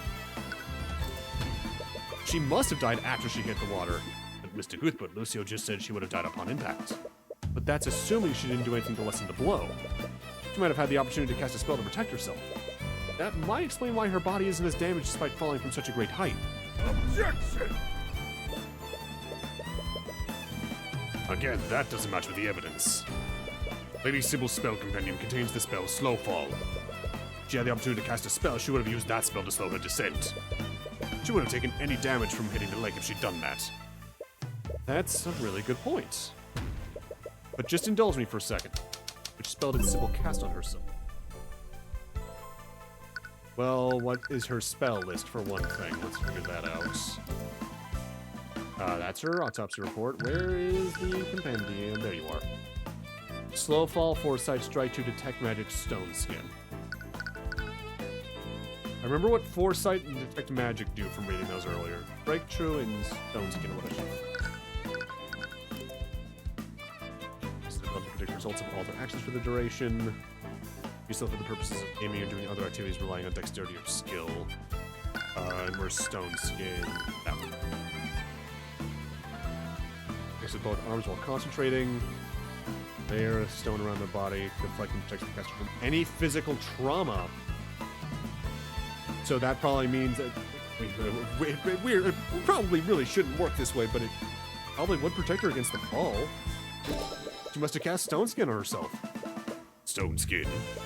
If you recall, the High Speaker mentioned that there was something strange about the object Arya threw over the balcony. It was much darker and didn't match with Sybil's usual garb. Almost as if there was something else Sybil was wearing. That object was actually Lady Sybil protected by a layer of stone. But that still doesn't explain why she would cast that instead of Slow Fall. Right. Why did Sybil cast Stone Skin on herself?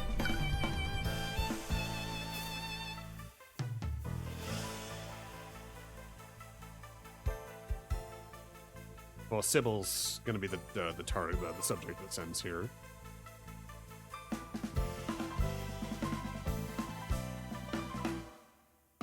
Cast Stone Skin.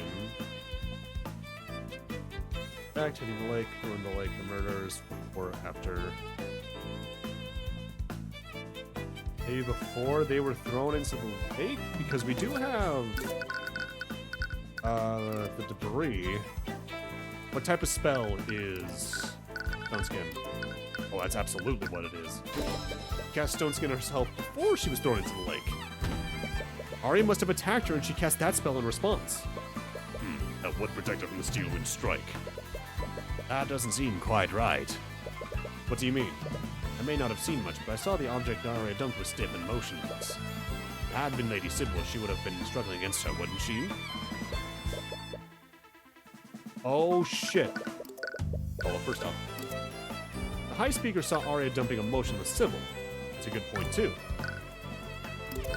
But what about... was it Hold Creature?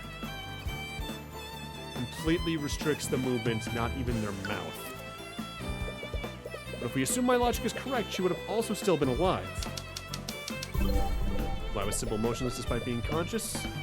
But why wasn't she struggling against Arya? She was affected by a spell.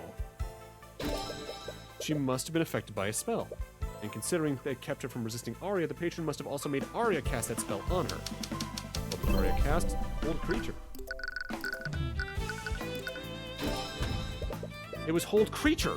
Sybil must have cast Stone Skin on herself when Arya attacked her. Patron must have known that Arya couldn't physically damage her like that. They ordered her to restrain Sybil with that spell. And Sybil died by suffocation. That's right, Lucio. How did Sybil suffocate? Even if she was strained, Sybil was still protected by Stone Skin. That meant only one option for the patron. She drowned. Like, oh, that's a horrific way to go. Sybil suffocated when Arya threw her into Lake Galacron. Her stone skin lessened the impact of the fall, but it also made her drop like a literal rock. Arya's Hold Creature spell prevented her from moving or releasing her spell. She was helpless as she sank to the bottom of the lake. That'd also explain why it probably took a while to find her, because she was probably literally just rising up or... Assuming the stone skin... When does stone skin fade? While concentrating. So that means it was probably on her until she died. And then when she died, it fell apart around her, raised up in the water, and probably get drifted by whatever current the lake has. I believe that covers all three of the murders, then. Yes. Lord Von Sanctus suffocated to death in his own force cage. Lady Sybil drowned after Arya cast Held Creature spell on her. And Lord Pierce died after being wounded by a blade created with shaped liquid. The only common thread I see is that the patron used some of the victim's magic against them. But how does that connect to Pierce? He cast shaped liquid to make a blade to defend himself? Maybe the murderer took it from him and used it against him. No, but he was knocked unconscious alongside you. He couldn't have been the one to create that blade. Anyway, whoever did this had an in-depth knowledge of each of the spells they used to defend themselves. They knew that Von Sanctus couldn't dispel his own force cage. And they also knew that he still needed oxygen from within it. And in Sybil's case, they already knew Arya couldn't physically harm her once she had Stone Skin active. They also knew that Hold Creature would prevent Sybil from dispelling her own Stone Skin. Not only that, they did all this in a quick time frame. Von Sanctus and Sybil died within 13 minutes of each other. If Arya hadn't encountered Celeste, Pierce might have died just as quickly. So whoever did this had an in-depth knowledge of high-level magic. Not only that, they came up with creative ways to bypass the defenses put up by Von Sanctus and Sybil. Yes, they had the ability to react quickly and decisively. Considering the circumstances, that hardly narrows it down. Several members of the Four Pillar families were present that day. Each and every one of them studied in the Imperial Academy. They would all be knowledgeable in magic and its applications. The thing they're saying isn't sitting right with you for some reason. There's something there, so why can't you see it? It's no use, you just can't be through yet. Not finished yet. There's another angle to this. Consider who the patron did and didn't target. Both similar about some of the targets. The victims were Lloyd Von Sanctus, Corlin, Sybil, and Garrett Pierce. What's a similarity we can draw between at least two of them? They're house leaders.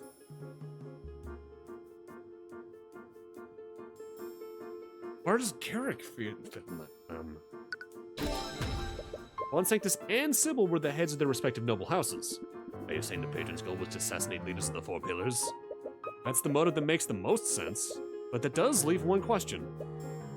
Don't be coy, I'm not daft, Cuthbert. Actually, I highly doubt it was you. Really now? Out of the most of the people there, you could have easily tricked your daughter into signing a blood contract. But why would you need to do that? You're the Grand General of Livern Guard's military, and the cathedral was filled with your men. You could have easily equipped one of your best mages to carry out the massacre, and you wouldn't even need to make a deal with the demon to do so. Why wasn't Lucio targeted then? From her encounter with Celeste, it's clear there's a limit to Arya's combat capabilities. The patron might have simply doubted Arya's ability to defeat the Grand General, but there's also another explanation. Why didn't the patron target Lucio Steelwind? Well, the patron here is the subject no matter what. Kill, hide, frames. Oh. Yeah, that would fit. Especially if they knew in any regard that Lucio would probably be trying his own daughter. Or if word got out that Arya's the one that did it. The patron wanted people to suspect House Steelwind for the murders. They used Lucio Steelwind's daughter to commit the crime. And they intentionally left him alive to cast suspicion on him. That's why they used my daughter. Is that a tingle of anger you feel from him? Tinge, not tingle. Very similar words, very different words at the same time. Anyways, that leads me to my next point. Imagine if we never discovered Arya's blood contract with the Empress of Discord. What would have happened? We'd still think that Miss Steelwind succumbed to Mage Blight. Would have been convicted of the murders, and trust in House Steelwind would be forever diminished. About a month ago, House Freyga lost its head, and his successor, Leaf Freyga, was woefully unprepared to take his place. Now, the heads of Von Sanctus and House Sybil are dead, with House Steelwind being responsible for it all. All four of the Pillar families would have been weakened as a result of the massacre. But I think there's another layer to this. Everything fits together if you assume the patron's goal was to weaken the Pillar families. Except for the murder of Garrick Pierce. Yes, in contrast to Sybil and Von Sanctus, Pierce's political power pales in comparison. Furthermore, Pierce was already scheduled to be executed next month for the murder of Flintheart McCoy. Why did the patron target Garrick Pierce?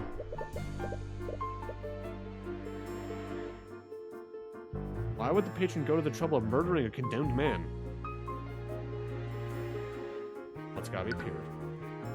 Hid, new, created, sign, blood contract, foundation, spell companion, MDI. Good lord! No one fucking knew. Magic, Arya.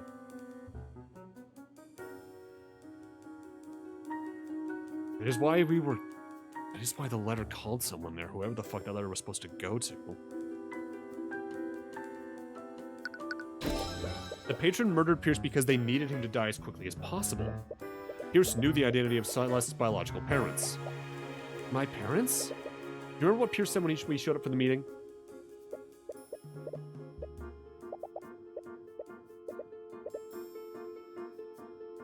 We weren't the intended recipients of that letter.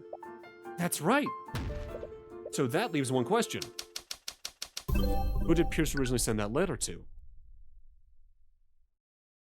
Sybil, Lucio, Lloyd. The patron's the only choice here that makes any kind of sense. There's only one person Pierce could have sent that letter to. The person who orchestrated the massacre in the first place, the patron! That means the patron is someone who would be threatened by Celeste's parentage.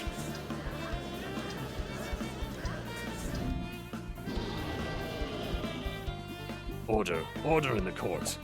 But I don't understand. I'm sorry, I know this is a lot to take in, but I think they were targeting you for some reason. Pierce knew the identity of Celeste's parents and attempted to blackmail the patron with this. Instead of complying with Pierce's demands, the patron instead sent the letter to me. But why go to the trouble of luring you there? They could have just allowed Pierce to wait in the prayer room while the defendants made their way to murder them.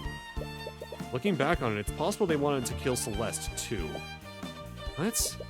They knew I wouldn't meet with Pierce alone, and the information he had was about her. The patron correctly guessed that I'd bring her with me. By killing both Pierce and Celeste, they'd eliminate any threat Celeste would pose to them. But who would be threatened by such information? The mere existence of McCoy posed a threat to them.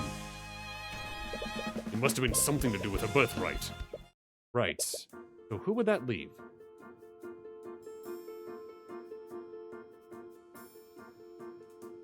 Question. Taker, maybe? What if the Eye Taker orchestrated this whole thing? The Eye Taker, that common criminal, what reason would he have to do this? I've heard firsthand that he was planning to expand his influence throughout Wyverngard. He's actually plotting with Beatrice to use House Freyga to do so. That ruined his original plan. Setting up that massacre might have been his backup. Perhaps we're looking at this all wrong? What if Celeste was a part of the royal family and they were planning to use her to take the throne? But if he wanted to do so, why would he put McCoy in danger by having my daughter attack her? Not only that, he also had the perfect opportunity to murder His Majesty. Imagine if he had placed a more lethal contingent spell in that glyph of contingency. His Majesty might have very well died along Von Sanctus, Sybil, and Pierce. Yeah, I suppose you're right. We do need to consider every possibility. Anyway, we should consider the other suspects first. Okay, so we're considering all these, aren't we? King de Wyverngard did just recently died. What if Celeste was a member of the royal family? You think I'm a princess? I don't want to suspect Aster, but we need to consider every possibility. When it comes to conflicts of inheritance, a royal line of succession is the first thing that comes to mind. Not only that, the king would have had the authority to pardon Pierce for his crimes. That wouldn't entirely make sense. What do you mean? If McCoy was abandoned in a tavern in Cornhaven, we must assume she's a bastard child. Okay, I don't know why I had to bring that up. My point is that King Olivia wouldn't abandon a child of pure royal blood. The kingdom requires heirs to continue the royal bloodline. He would have leveraged her in a diplomatic marriage. That's disgusting. That's diplomacy, Cuthbert. Anyways, even if he was of royal blood, Aster is the king's eldest child. And he's a pure royal blood. McCoy would have no claim to the throne under these circumstances. Right, I see what you mean. Suppose that limits Aster for now. Anyway, we should consider the other suspects first. Oh, I have to do them in order then, huh? I recall during Beatrice Frega's trial, we heard William Frega's last will and testament. Mentioned House Frega's assets would be divided evenly between all of his children. If McCoy were to be revealed as a Frega, his daughters would legally be obligated to share their estate with her. Could I seriously be a Frega? I don't want to suspect Lee for Miriam, but we need to consider every possibility. As we've seen, the Fregas are no strangers to making deals with demons. But it still doesn't quite fit. I doubt Lee for Miriam would do something like this. What are you basing that on? I tend to be a good judge of character, and they don't seem to be the type to just do something like this. You're far too trusting. I have no doubt that any of William's children would be incapable of doing something like this. I suppose I'll have to say. Anyway, we should consider the other suspects first. As much as I have my doubts, House Steelwind is the only Pillar family whose house leader survived the past month. You think I'm McCoy's biological father? You're barely a father to your actual daughter. I'm only saying that possibility for the sake of argument. As I've said, it wouldn't make sense for you to frame your own daughter when House Steelwind would be blamed. But we need to consider every possibility. Can't think of anyone else. Yes, there's a flaw with each suspect. Your logic is clearly flawed. Well, you don't see him coming up with any ideas. There's something here I'm not seeing. But I know I'm close. There's a missing piece that ties this all together. Regardless, we still have no idea who this Empress of Discord is. I am loath to allow such an individual to walk freely through Wyverngard. Your Grace, you've been alive since the creation of Wyverngard and magic. You know who this demon is? I can't say I do. Demons tend to take on many titles over their lifetimes. Whoever this Empress is, they are brave to so blatantly encroach on my domain like this. Well, I suppose we'll just have to cross that bridge when we get there. We obtained a lot of information today, but we clearly have many questions that need to be answered. How should we proceed? What is it, Mr. Cuthbert? I can't help but feel like there's something here I'm not seeing. I just can't put my finger on it. We have been working at this for quite a while. Perhaps we should suspend proceedings so we can look into these new leads? I have no objections. It would give my men some time to look into what we've discovered today. That was weird. Why did it just pan over to him for a second? And it's settled. They'll be postponing proceedings for now. But you'll all be expected to return here by tomorrow morning. You are all free to return to your homes for the time being. But make no mistake, the King's Guard will be keeping a careful watch over all of you.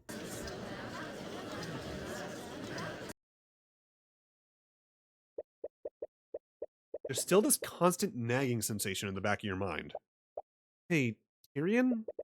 As if you've forgotten something extremely important. Tyrion? What is it? What could be so important yet so difficult to remember? Tyrion! Sorry. Thinking about everything. Looking really stressed out. Want to head back to your house to rest? No, we only have a day until the trial resumes. If we can't figure out what happened after tomorrow, the traces will dissipate. You already know what happened. You just don't know who did it. Yeah, but we should speak with the suspects again. Maybe if I get lucky, we'll see something through the eye of Horus. One of the suspects is the Eye Taker. What are you going to do about him? I suppose I'll have to speak with him too. What? No! What if he tries to kill you again? Arya's life is on the line. That's just a risk I'll have to take. Tyrion, do you understand what you've been pulled into? What? Someone just murdered a bunch of nobles and they even attacked members of the royal family. Are there ancient dragons and demon lords involved too? Isn't this above your pay grade? Ouch. You know that's not what I meant. It's just this whole thing is crazy, isn't it? It's fine. It's like any other of our investigations. It's not, though. What if the Empress of Discord attacks you? What if the patron decides that you're getting too close to the truth? What if I can't... Her voice begins to break. Celeste? Are you still worried about what happened during the massacre? Fine. I already told you that you didn't do anything wrong. Almost died, Tyrion. I know. Tyrion! You almost died. I know, Celeste. No, Tyrion, I don't think you do. You have any idea how worried I was when she broke past me? When I saw you all lying on the floor, so many things were going through my mind. I don't know what I would have done if you were... You can't even complete that sentence. Celeste, you were so focused on everything else that you've been ignoring her. He was attacked by Arya and almost died. Never even thought about how traumatic that must have been for her. I'm sorry. I didn't think... I want to apologize. Just, please. Please just leave this to Lucio and the Scaled Lord. Done enough already. They can figure out the rest. What if it's not enough? I'm not so arrogant that I think they can't do it without me. But what if they can't figure out who the patron is?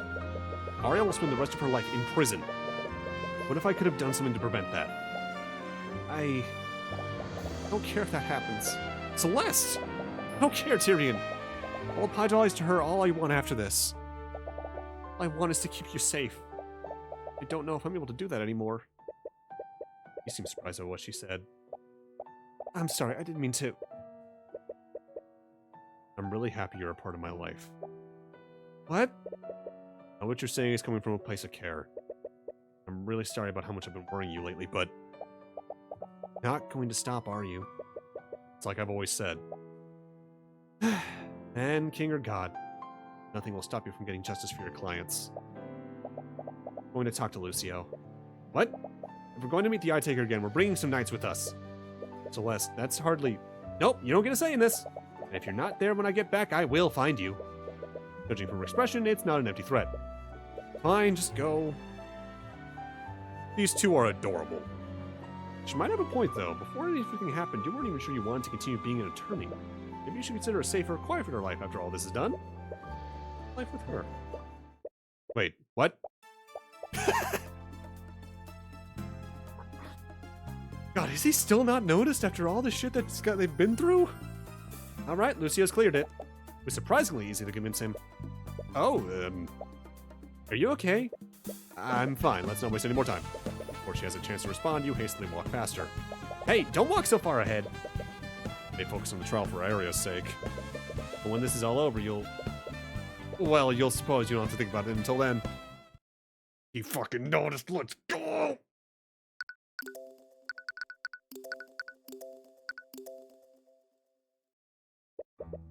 Ooh, that's gorgeous.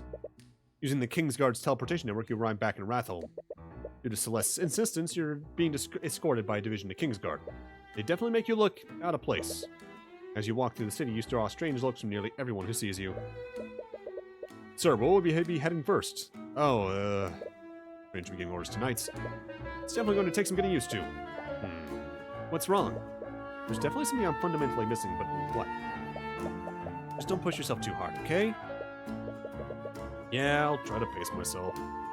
Anyways, we should speak with each of the suspects and confirm their alibis. That might help me finally put things together.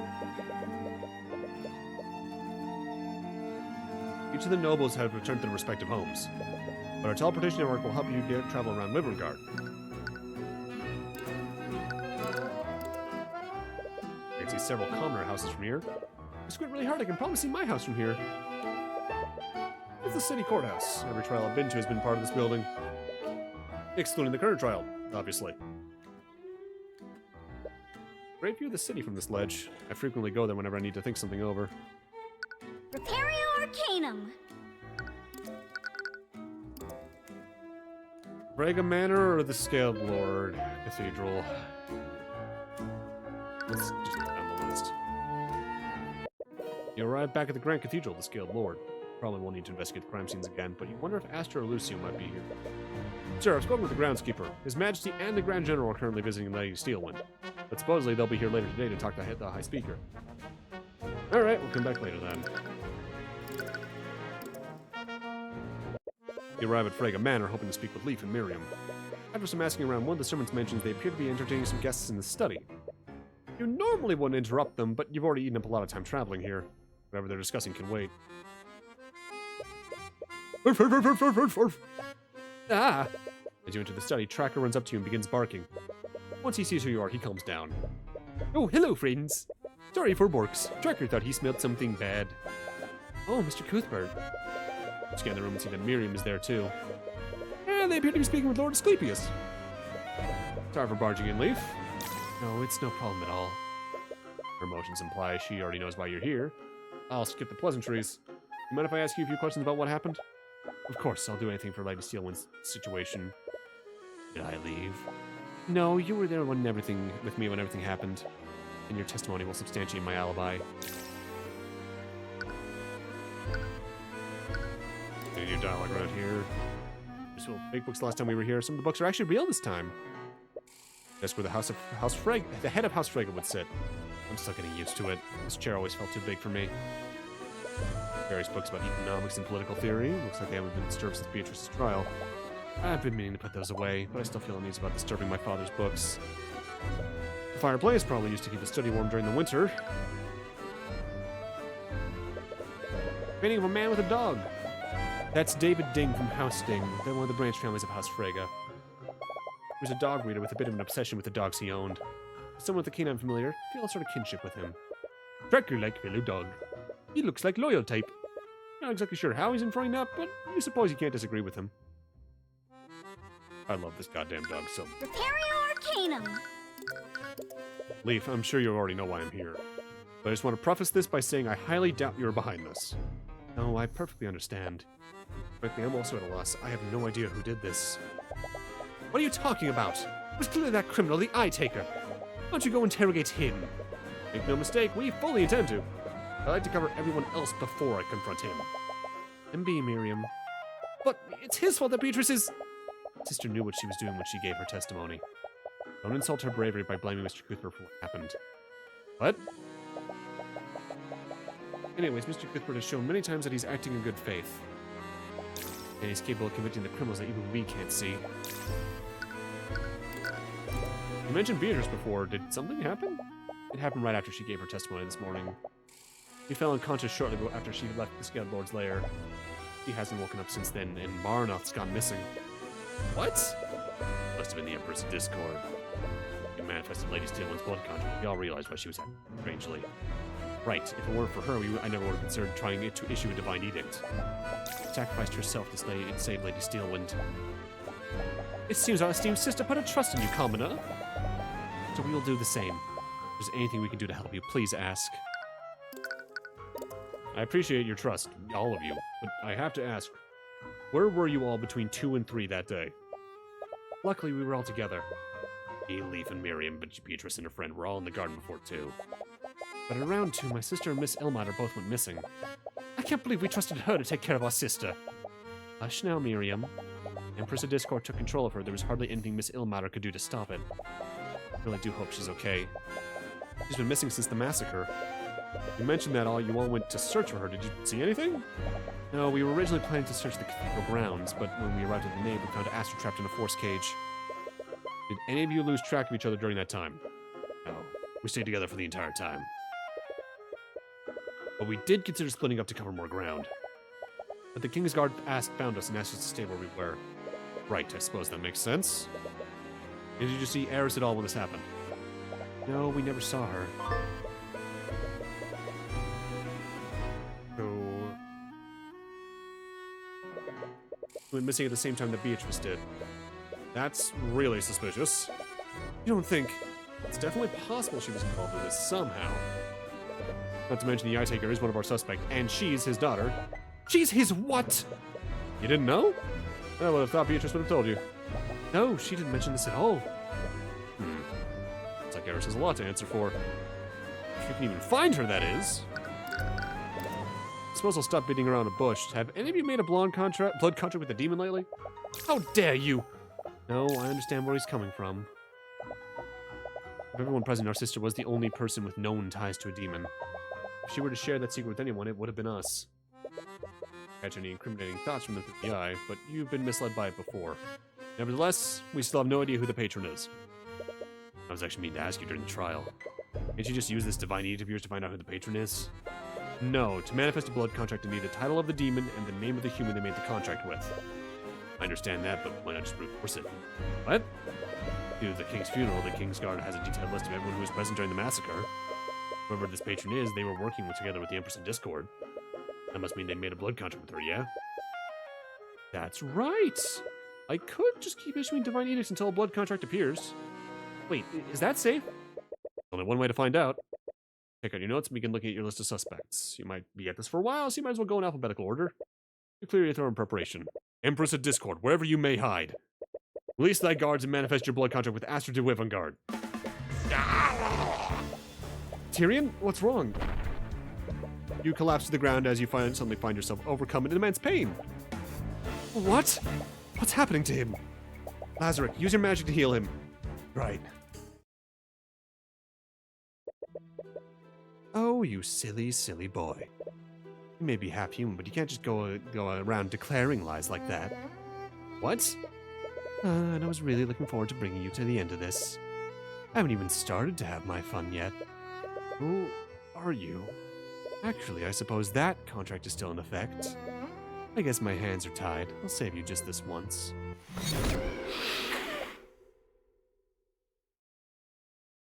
What the fuck was that? Yeah, it wasn't that easy. Tyrion, please wake up. Celeste? You're okay. You most certainly don't feel okay. Feel every part of your body aching. Painful you didn't even sit up like this.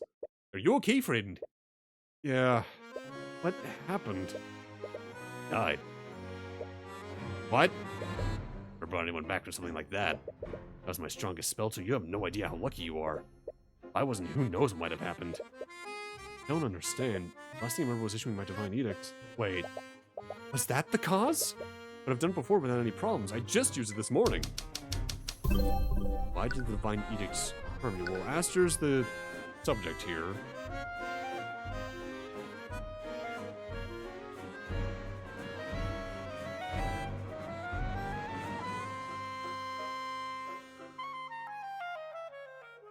God, if you maybe try to incriminate someone without it being a thing, can you just fucking get backfired into?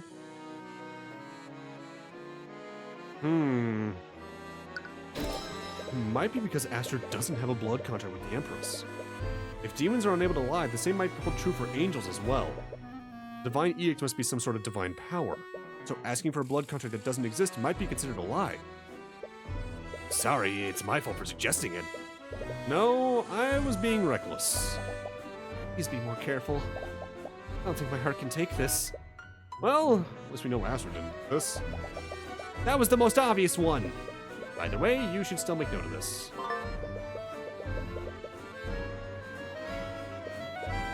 Anyways, it's clear I can't just brute force this. I'll also have to wait until I'm certain of the patron's identity. Just please be careful.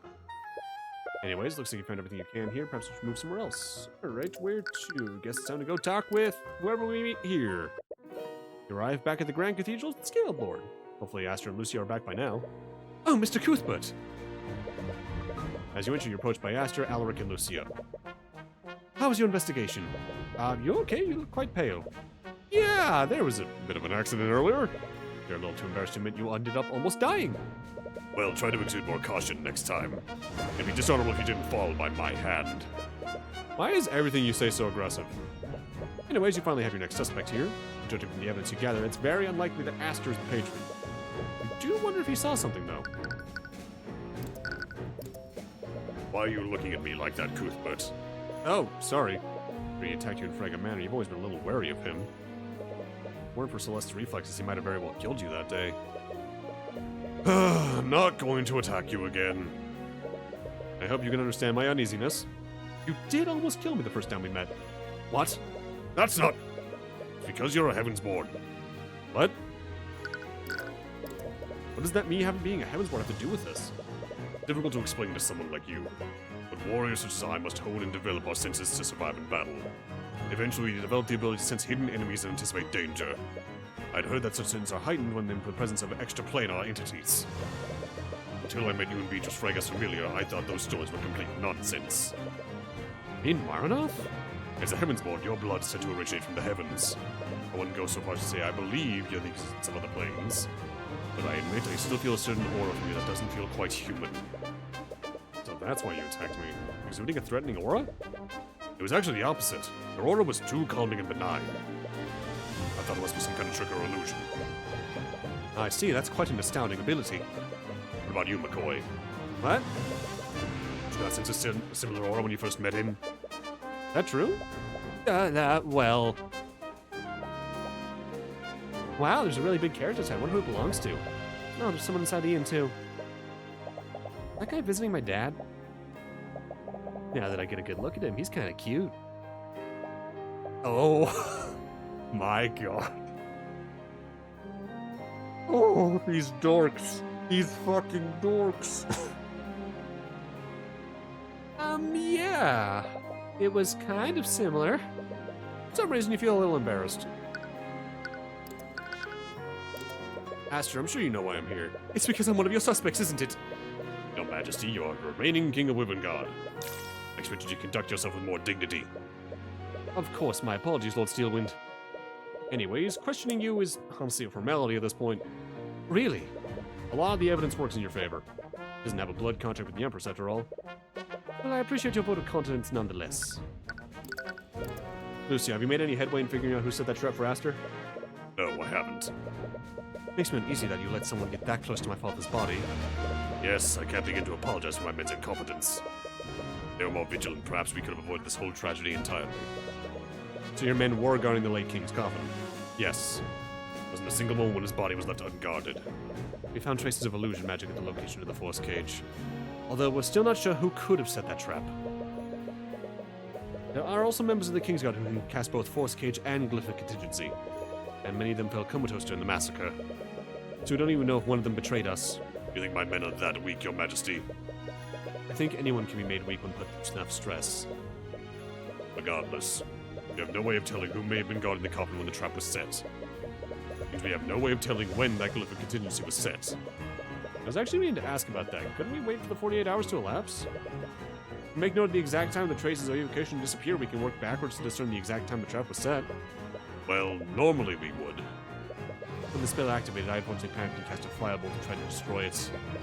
Of course, it didn't even put a dent in the force cage. As that evil had traces of evocation at the exact location of the glyphic contingency.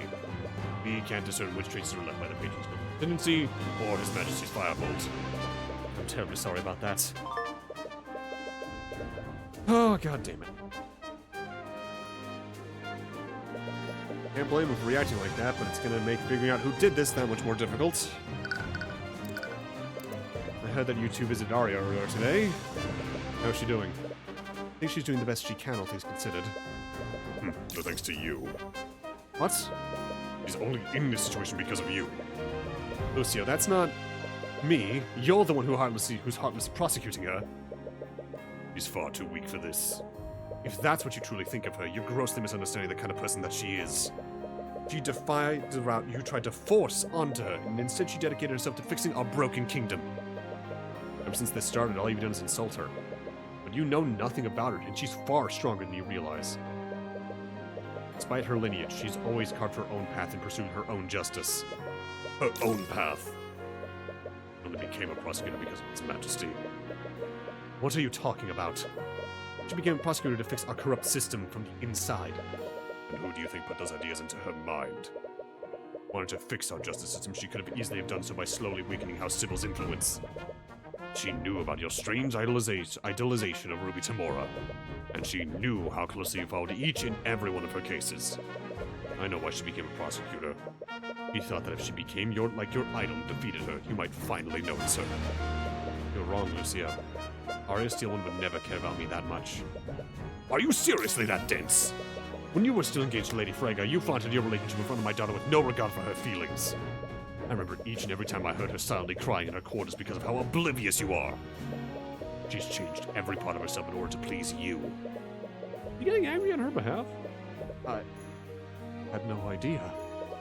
My daughter is far stronger than any of us, but she's weak when it comes to you. Lucio, there's no point in fighting amongst ourselves. Please stay focused on the investigation. Seems that he cares for Arya a lot more than you realized. The eye shows his feelings are genuine. Then why is he doing everything he can to convict her? Mood's a little tense. I must ask you, Cuthbert, why are you going to such lengths for my daughter? What do you mean?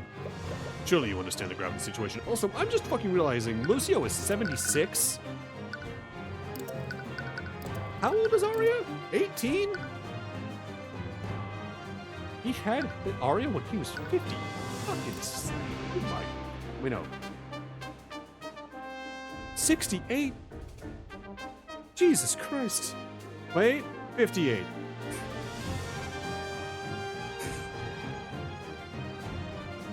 For her sake, well, actually, the mother would probably have to be younger, but Jesus fucking Christ. Surely you understand the gravity of the situation. I thought my dad had kids too late. By taking part in this trial, you risk drawing the liar of both the nobility and whoever this imbrusive discord is. What are you planning? Lucio, I'm not planning anything. Please, do you honestly expect me to believe that you're doing this out of the goodness of your heart? Well, Oh Lord, you actually are doing it for that reason. Is this what all Heavensborn are like? I don't like thinking about it like that. I just can't stand by when I see injustice taking place. Even if you're standing in my way, I'll do whatever it takes to save Arya. Wouldn't throw around such promises so loosely. I'm not. I will save her, Lucio. Anyways, it appears you still have no idea who set that trap for Aster. Judging from the spell compendium you have, neither Arya nor Beatrice could have set that trap. But the patron could also be a mage, and that means they also could have set that trap too. Either way, it looks like you won't be getting any new information here. I highly doubt the person who orchestrated this is any of the people you've met thus far. There's one last person you need to talk to. Oh, here we go. You make your way to the back to the alleyway that Tamora brought you to a month ago. It would be too conspicuous to bring the Kingsguard with you, so they've hidden themselves in the building nearby. They gave Celeste an enchanted runestone to hold. If she ever stops channeling her magic into it, the Kingsguard will be notified and they'll storm the building. Are you ready? Yeah, let's do this. The Eye-Taker's your prime suspect. Everyone else has an alibi and lacks a motive. Not to mention, Eris was with Beatrice when she went missing. You don't want to suspect her, but her father is a criminal. And she still hasn't turned up. Alright, on 3. 1, 2, 3. What? There's no one here. Damn it! Of course he's not here! Betrayed him, and you knew where his hideout was. You take a close look at the desk he was sitting at during your previous visit. Take layer of dust on it. Doesn't look like anyone's been here for a while. Must have moved his operation elsewhere the day you convicted Beatrice. I guess there's no point in staying hidden anymore. See Celeste tosses the Kingsguard's runestone to the ground. 2 seconds later, you hear the footfalls of the soldiers rushing towards you like... Freeze in the name of Wivegard! See him freeze as he scans through and sees no one else there. Be careful, sir. They appear to turn themselves invisible! They're not here, you idiot.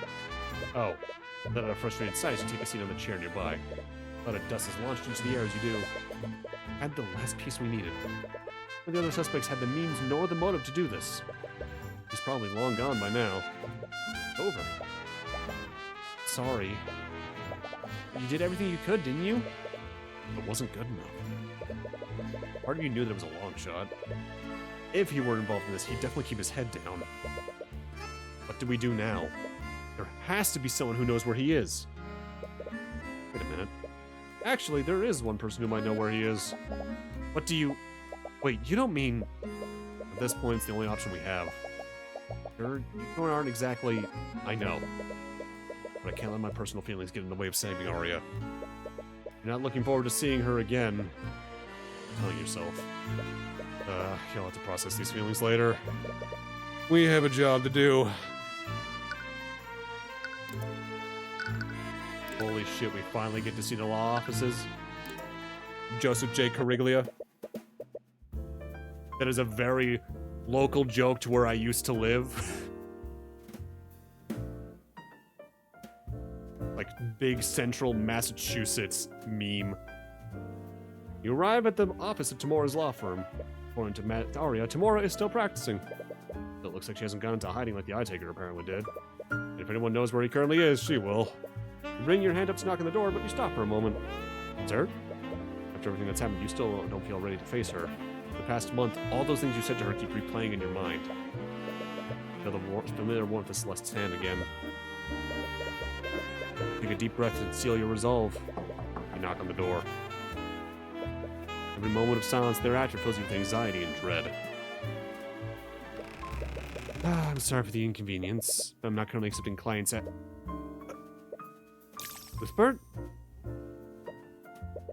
Looks completely frozen for a while. But her gaze narrows as she knows the Legion of Knights escorting you. Are you here to arrest me? No, of course not. Can we come in? Yes, of course. You take a seat inside the office, but you can't really think of anything to say. And the knights aren't really helping alleviate the tension. Hey, Celeste, could you take the knights outside and do a perimeter of the building? What? But... Are you sure? I am. But what if something happens? Celeste, we're in a populated building in the capital city of Wyvern.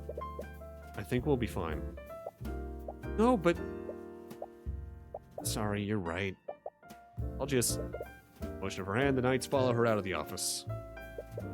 Right before she leaves, she waits at the door and looks at you for a while. After a while, she realizes how long she's been staring and quickly closes the door. Now then, let's get this over with. Painting of a noblewoman? Not quite, that's Elizabeth Tantivy. She was a common folk professor at the Imperial Academy, and this portrait was commissioned by one of her noble patrons. It really just shows off their wealth, though. Celebrate anything noteworthy? Why do you have this, then? I like her. She's a good reminder that the common folk are just as competent as the nobility. Hero, painting of some sort of pirate. He was a pirate that was infamous for ruthlessly destroying the ships of anyone who stood in his way. During the Great Luminite War, the Wyvern Crown hired him as a privateer to protect Ornox from Theocracy's navy. See how near my hometown? During the Great War, Ornox was a vital foothold for Wyvern's navy. Unfortunately, he was captured by the Theocracy and executed for his crimes. But I heard he gave him a runaround for 8 years before he was captured. Read a lot of his books front to back when studying to be an attorney. Starting to get dark outside. You don't have much time left. I always wonder how you can afford these things. Well, I finally know. Arcanum. Is Celeste okay? Seems a bit on edge right now. Yeah, I think she's just been overprotective lately. I don't really blame her. I did almost die a few times in the last few days. What? It's a long story. I don't think I'm even allowed to talk about it, especially not with you. The last part came out with a little more disdain than you intended. Take a deep breath. I received your letters. Oh, did you? I haven't gotten a chance to read it yet. Of course, whenever you're not busy. This is really awkward. But you were going to have this conversation sooner or later. Perhaps it would be best to just be direct. Miss Tamora, I trusted you. I know. I trusted you. I told you everything about myself. I put all of my hopes into you. You lied to me. Told a criminal about the Eye of Horus. It took me years before I was comfortable enough to tell you about it. And you knew that. Why did you even adopt me? You could have just left me in Ornox and moved on with your life. Why would you pull me into this? Sounds like she's trying to look for an answer, but nothing comes to her. I've started thinking about what my life could have been like. I could have done so many things. I might have been able to move on from losing my mother. You adopted me. You made my entire life focused around that one moment. I had a son once, before you. I mean, what? I wasn't always a city person. Old farm town, just like the boys. My son and I used to run an old tea shop, just the two of us. Wait, you ran a tea shop? I know, it's ridiculous now that I think about it. I was really happy back then. What happened? One night, a local nobleman had too much to drink at the local tavern. He barged into our shop and started destroying it with his magic. My son tried to stop him, but the Inquisition swept that entire case under the rug, obviously.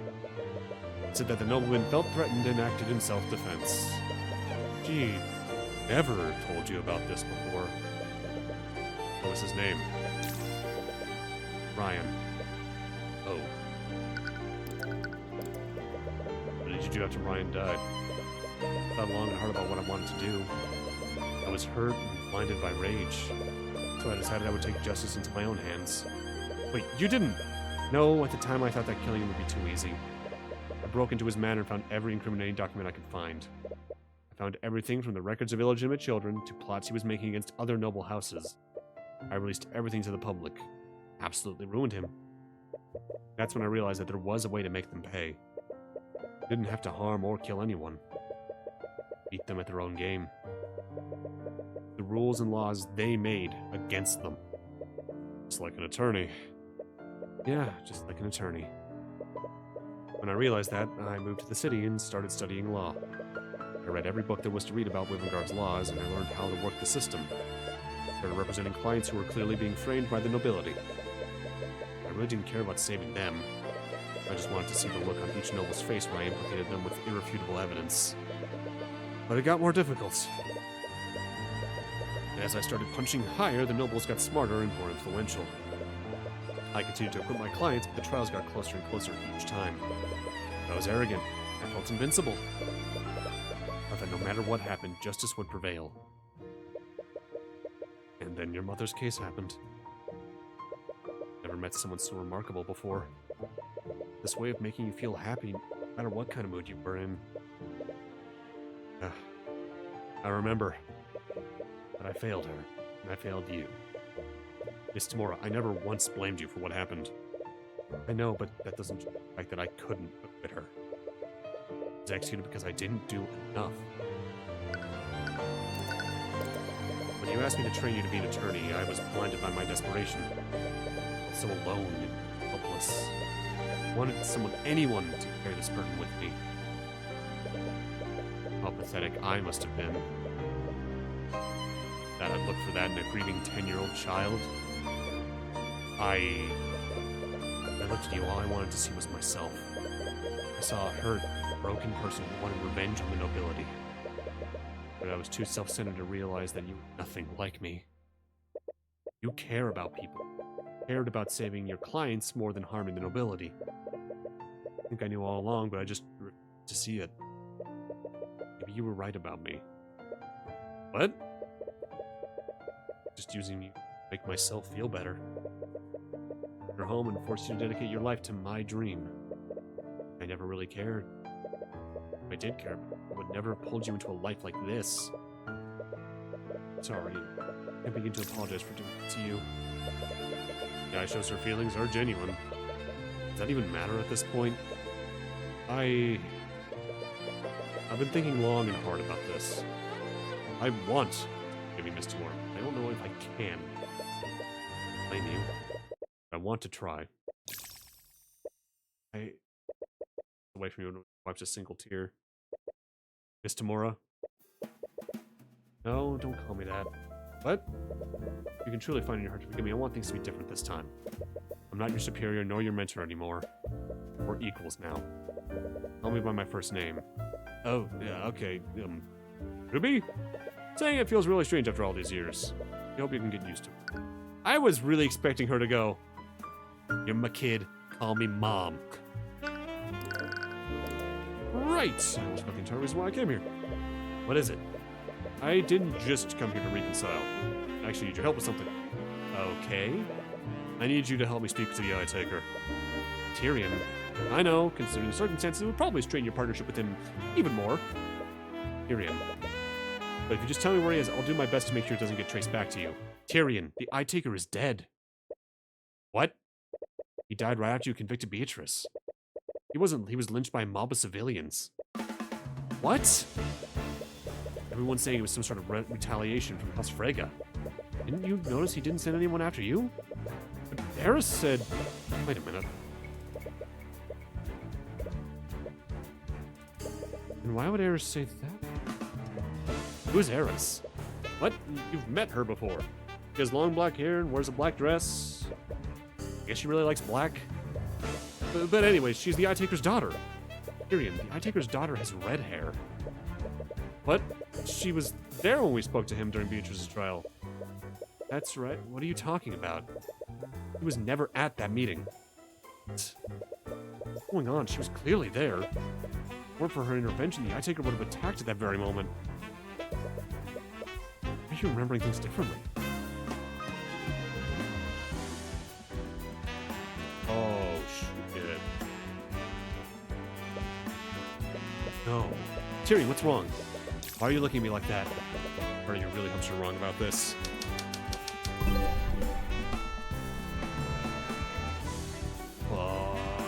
Fuck. That's the only explanation you can think of, but why? Memories seem intact, except for her memories of Eris. Since her disappearance, you've highly suspected that she was involved in this. Not only was she at the scene of the crime, she went missing at the same time Beatrice did. Never thought to ask her one question. Who is Eris Ilmater? Eris Ilmater is double patron, but attorney and preferred.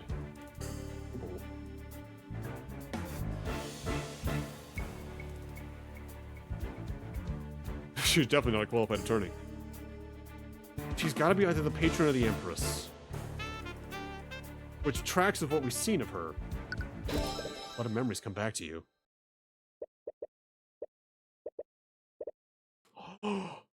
And they've been foreshadowing this the entire game with fucking the way Celeste reacted to her.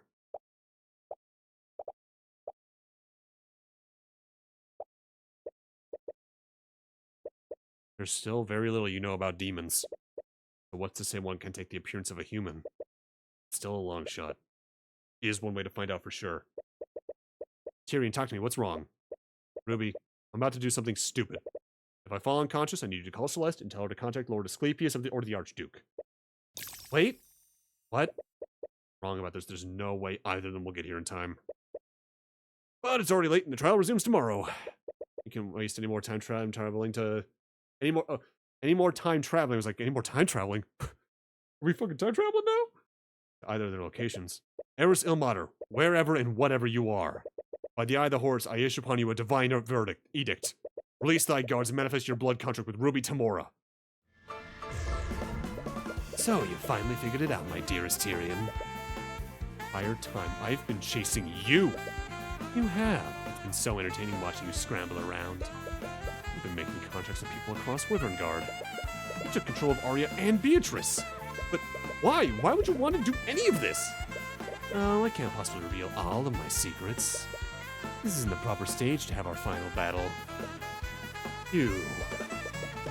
I suppose you've come this far, so how about I give you a little gift? Ruby's blood contract. Upon signing this, Ruby grants the Empress of Discord access to her memories. At any time, the Empress may view any and all of Tamora's memories. In addition to that, the Empress may instantaneously change and alter her memories whenever she wishes. That's probably not that different of a contract to anyone that Eris has interacted with, because anytime that fucking glitch effects happened, it's someone that Eris knew, like fucking Redmond. What's that? Ruby, Eris Ilmater is a demon.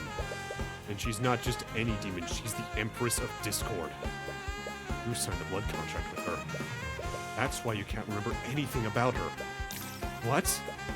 Tyrion, I swear on my life I didn't know anything about this. I know. She probably tricked you into signing this. Looks like she tricked Arya. Arya, what does the prosecutor have to do with this? Come on, you two. I know things are kind of tense, but there's no need to... What are you holding? Is that a blood contract? Celeste, Eris is the Empress of Discord. What? It was her the entire time. She tricked Arya into signing a blood contract with her. And she probably controlled her and Beatrice to orchestrate the entire massacre. What? Tyrion, this is crazy. I know I was scared of her that one time. But how could Eris be a demon? She looks nothing like Marinoth.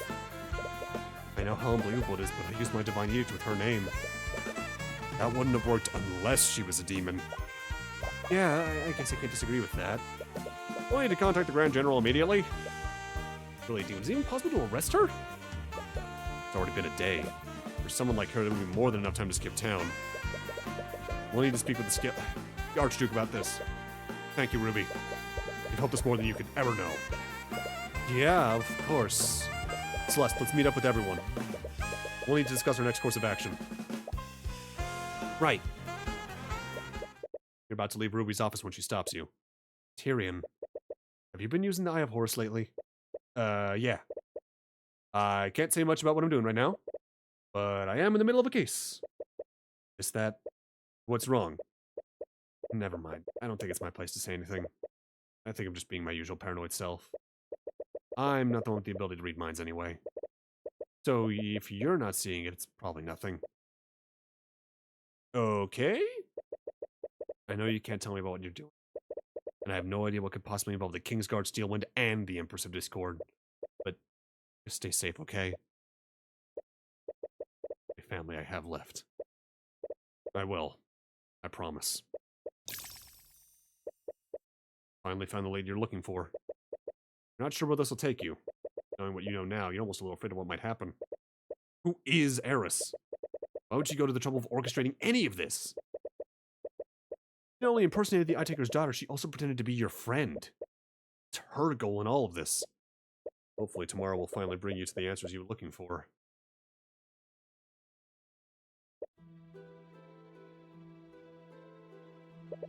Is something wrong, Commander? Don't play dumb with me. They told me what you really are. What's your game, demon? Why would you just deliver yourself to our doorstep? Oh, Orem, I put far too much work into this story to miss the final act. I can't wait to see how this ends. You killed 3 people and enslaved an innocent girl.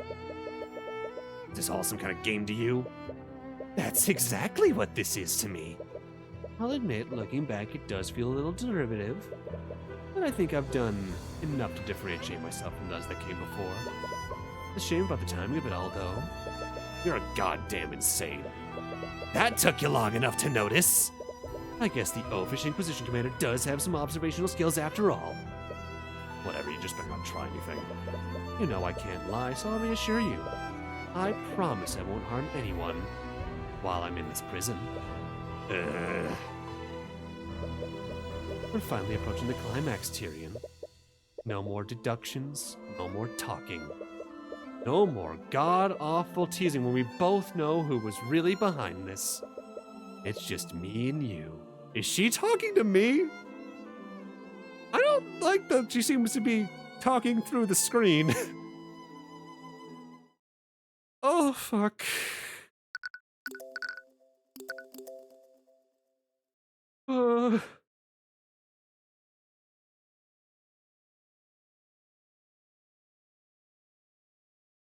Crap indeed, Aunt. Crap indeed. I feel like this is probably as good of an ending point as we're gonna get, though, even if I wanted to go for longer. Because I'm going to make the assumption, based off what mainline Ace Attorney final cases are like from experience, that we're maybe about the halfway point. So we're probably going to finish the game tomorrow. Leaving with a cliffhanger, with probably the only break we're going to get for a bit. Oh god, she's just in the chair. That's horrifying.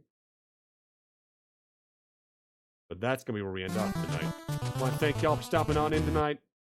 Ant, Bolt, Allie, and anyone who's lurking, thanks for stepping on in. Every view matters. This game is so fucking good. Tonight, I'm gonna send y'all the way of...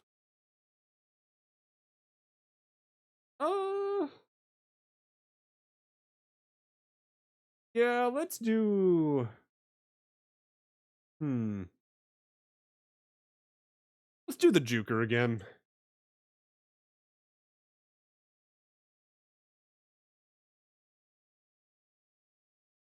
That was not... there's no space in that username, me. He's playing retro. It looks like, based off the title, it might be some sort of Mario World hack. Send some love his way. He's pretty chill, like having him on as background noise here and there. And I'll see y'all tomorrow night for probably the end of Tyrion Cuthbert. See you guys then.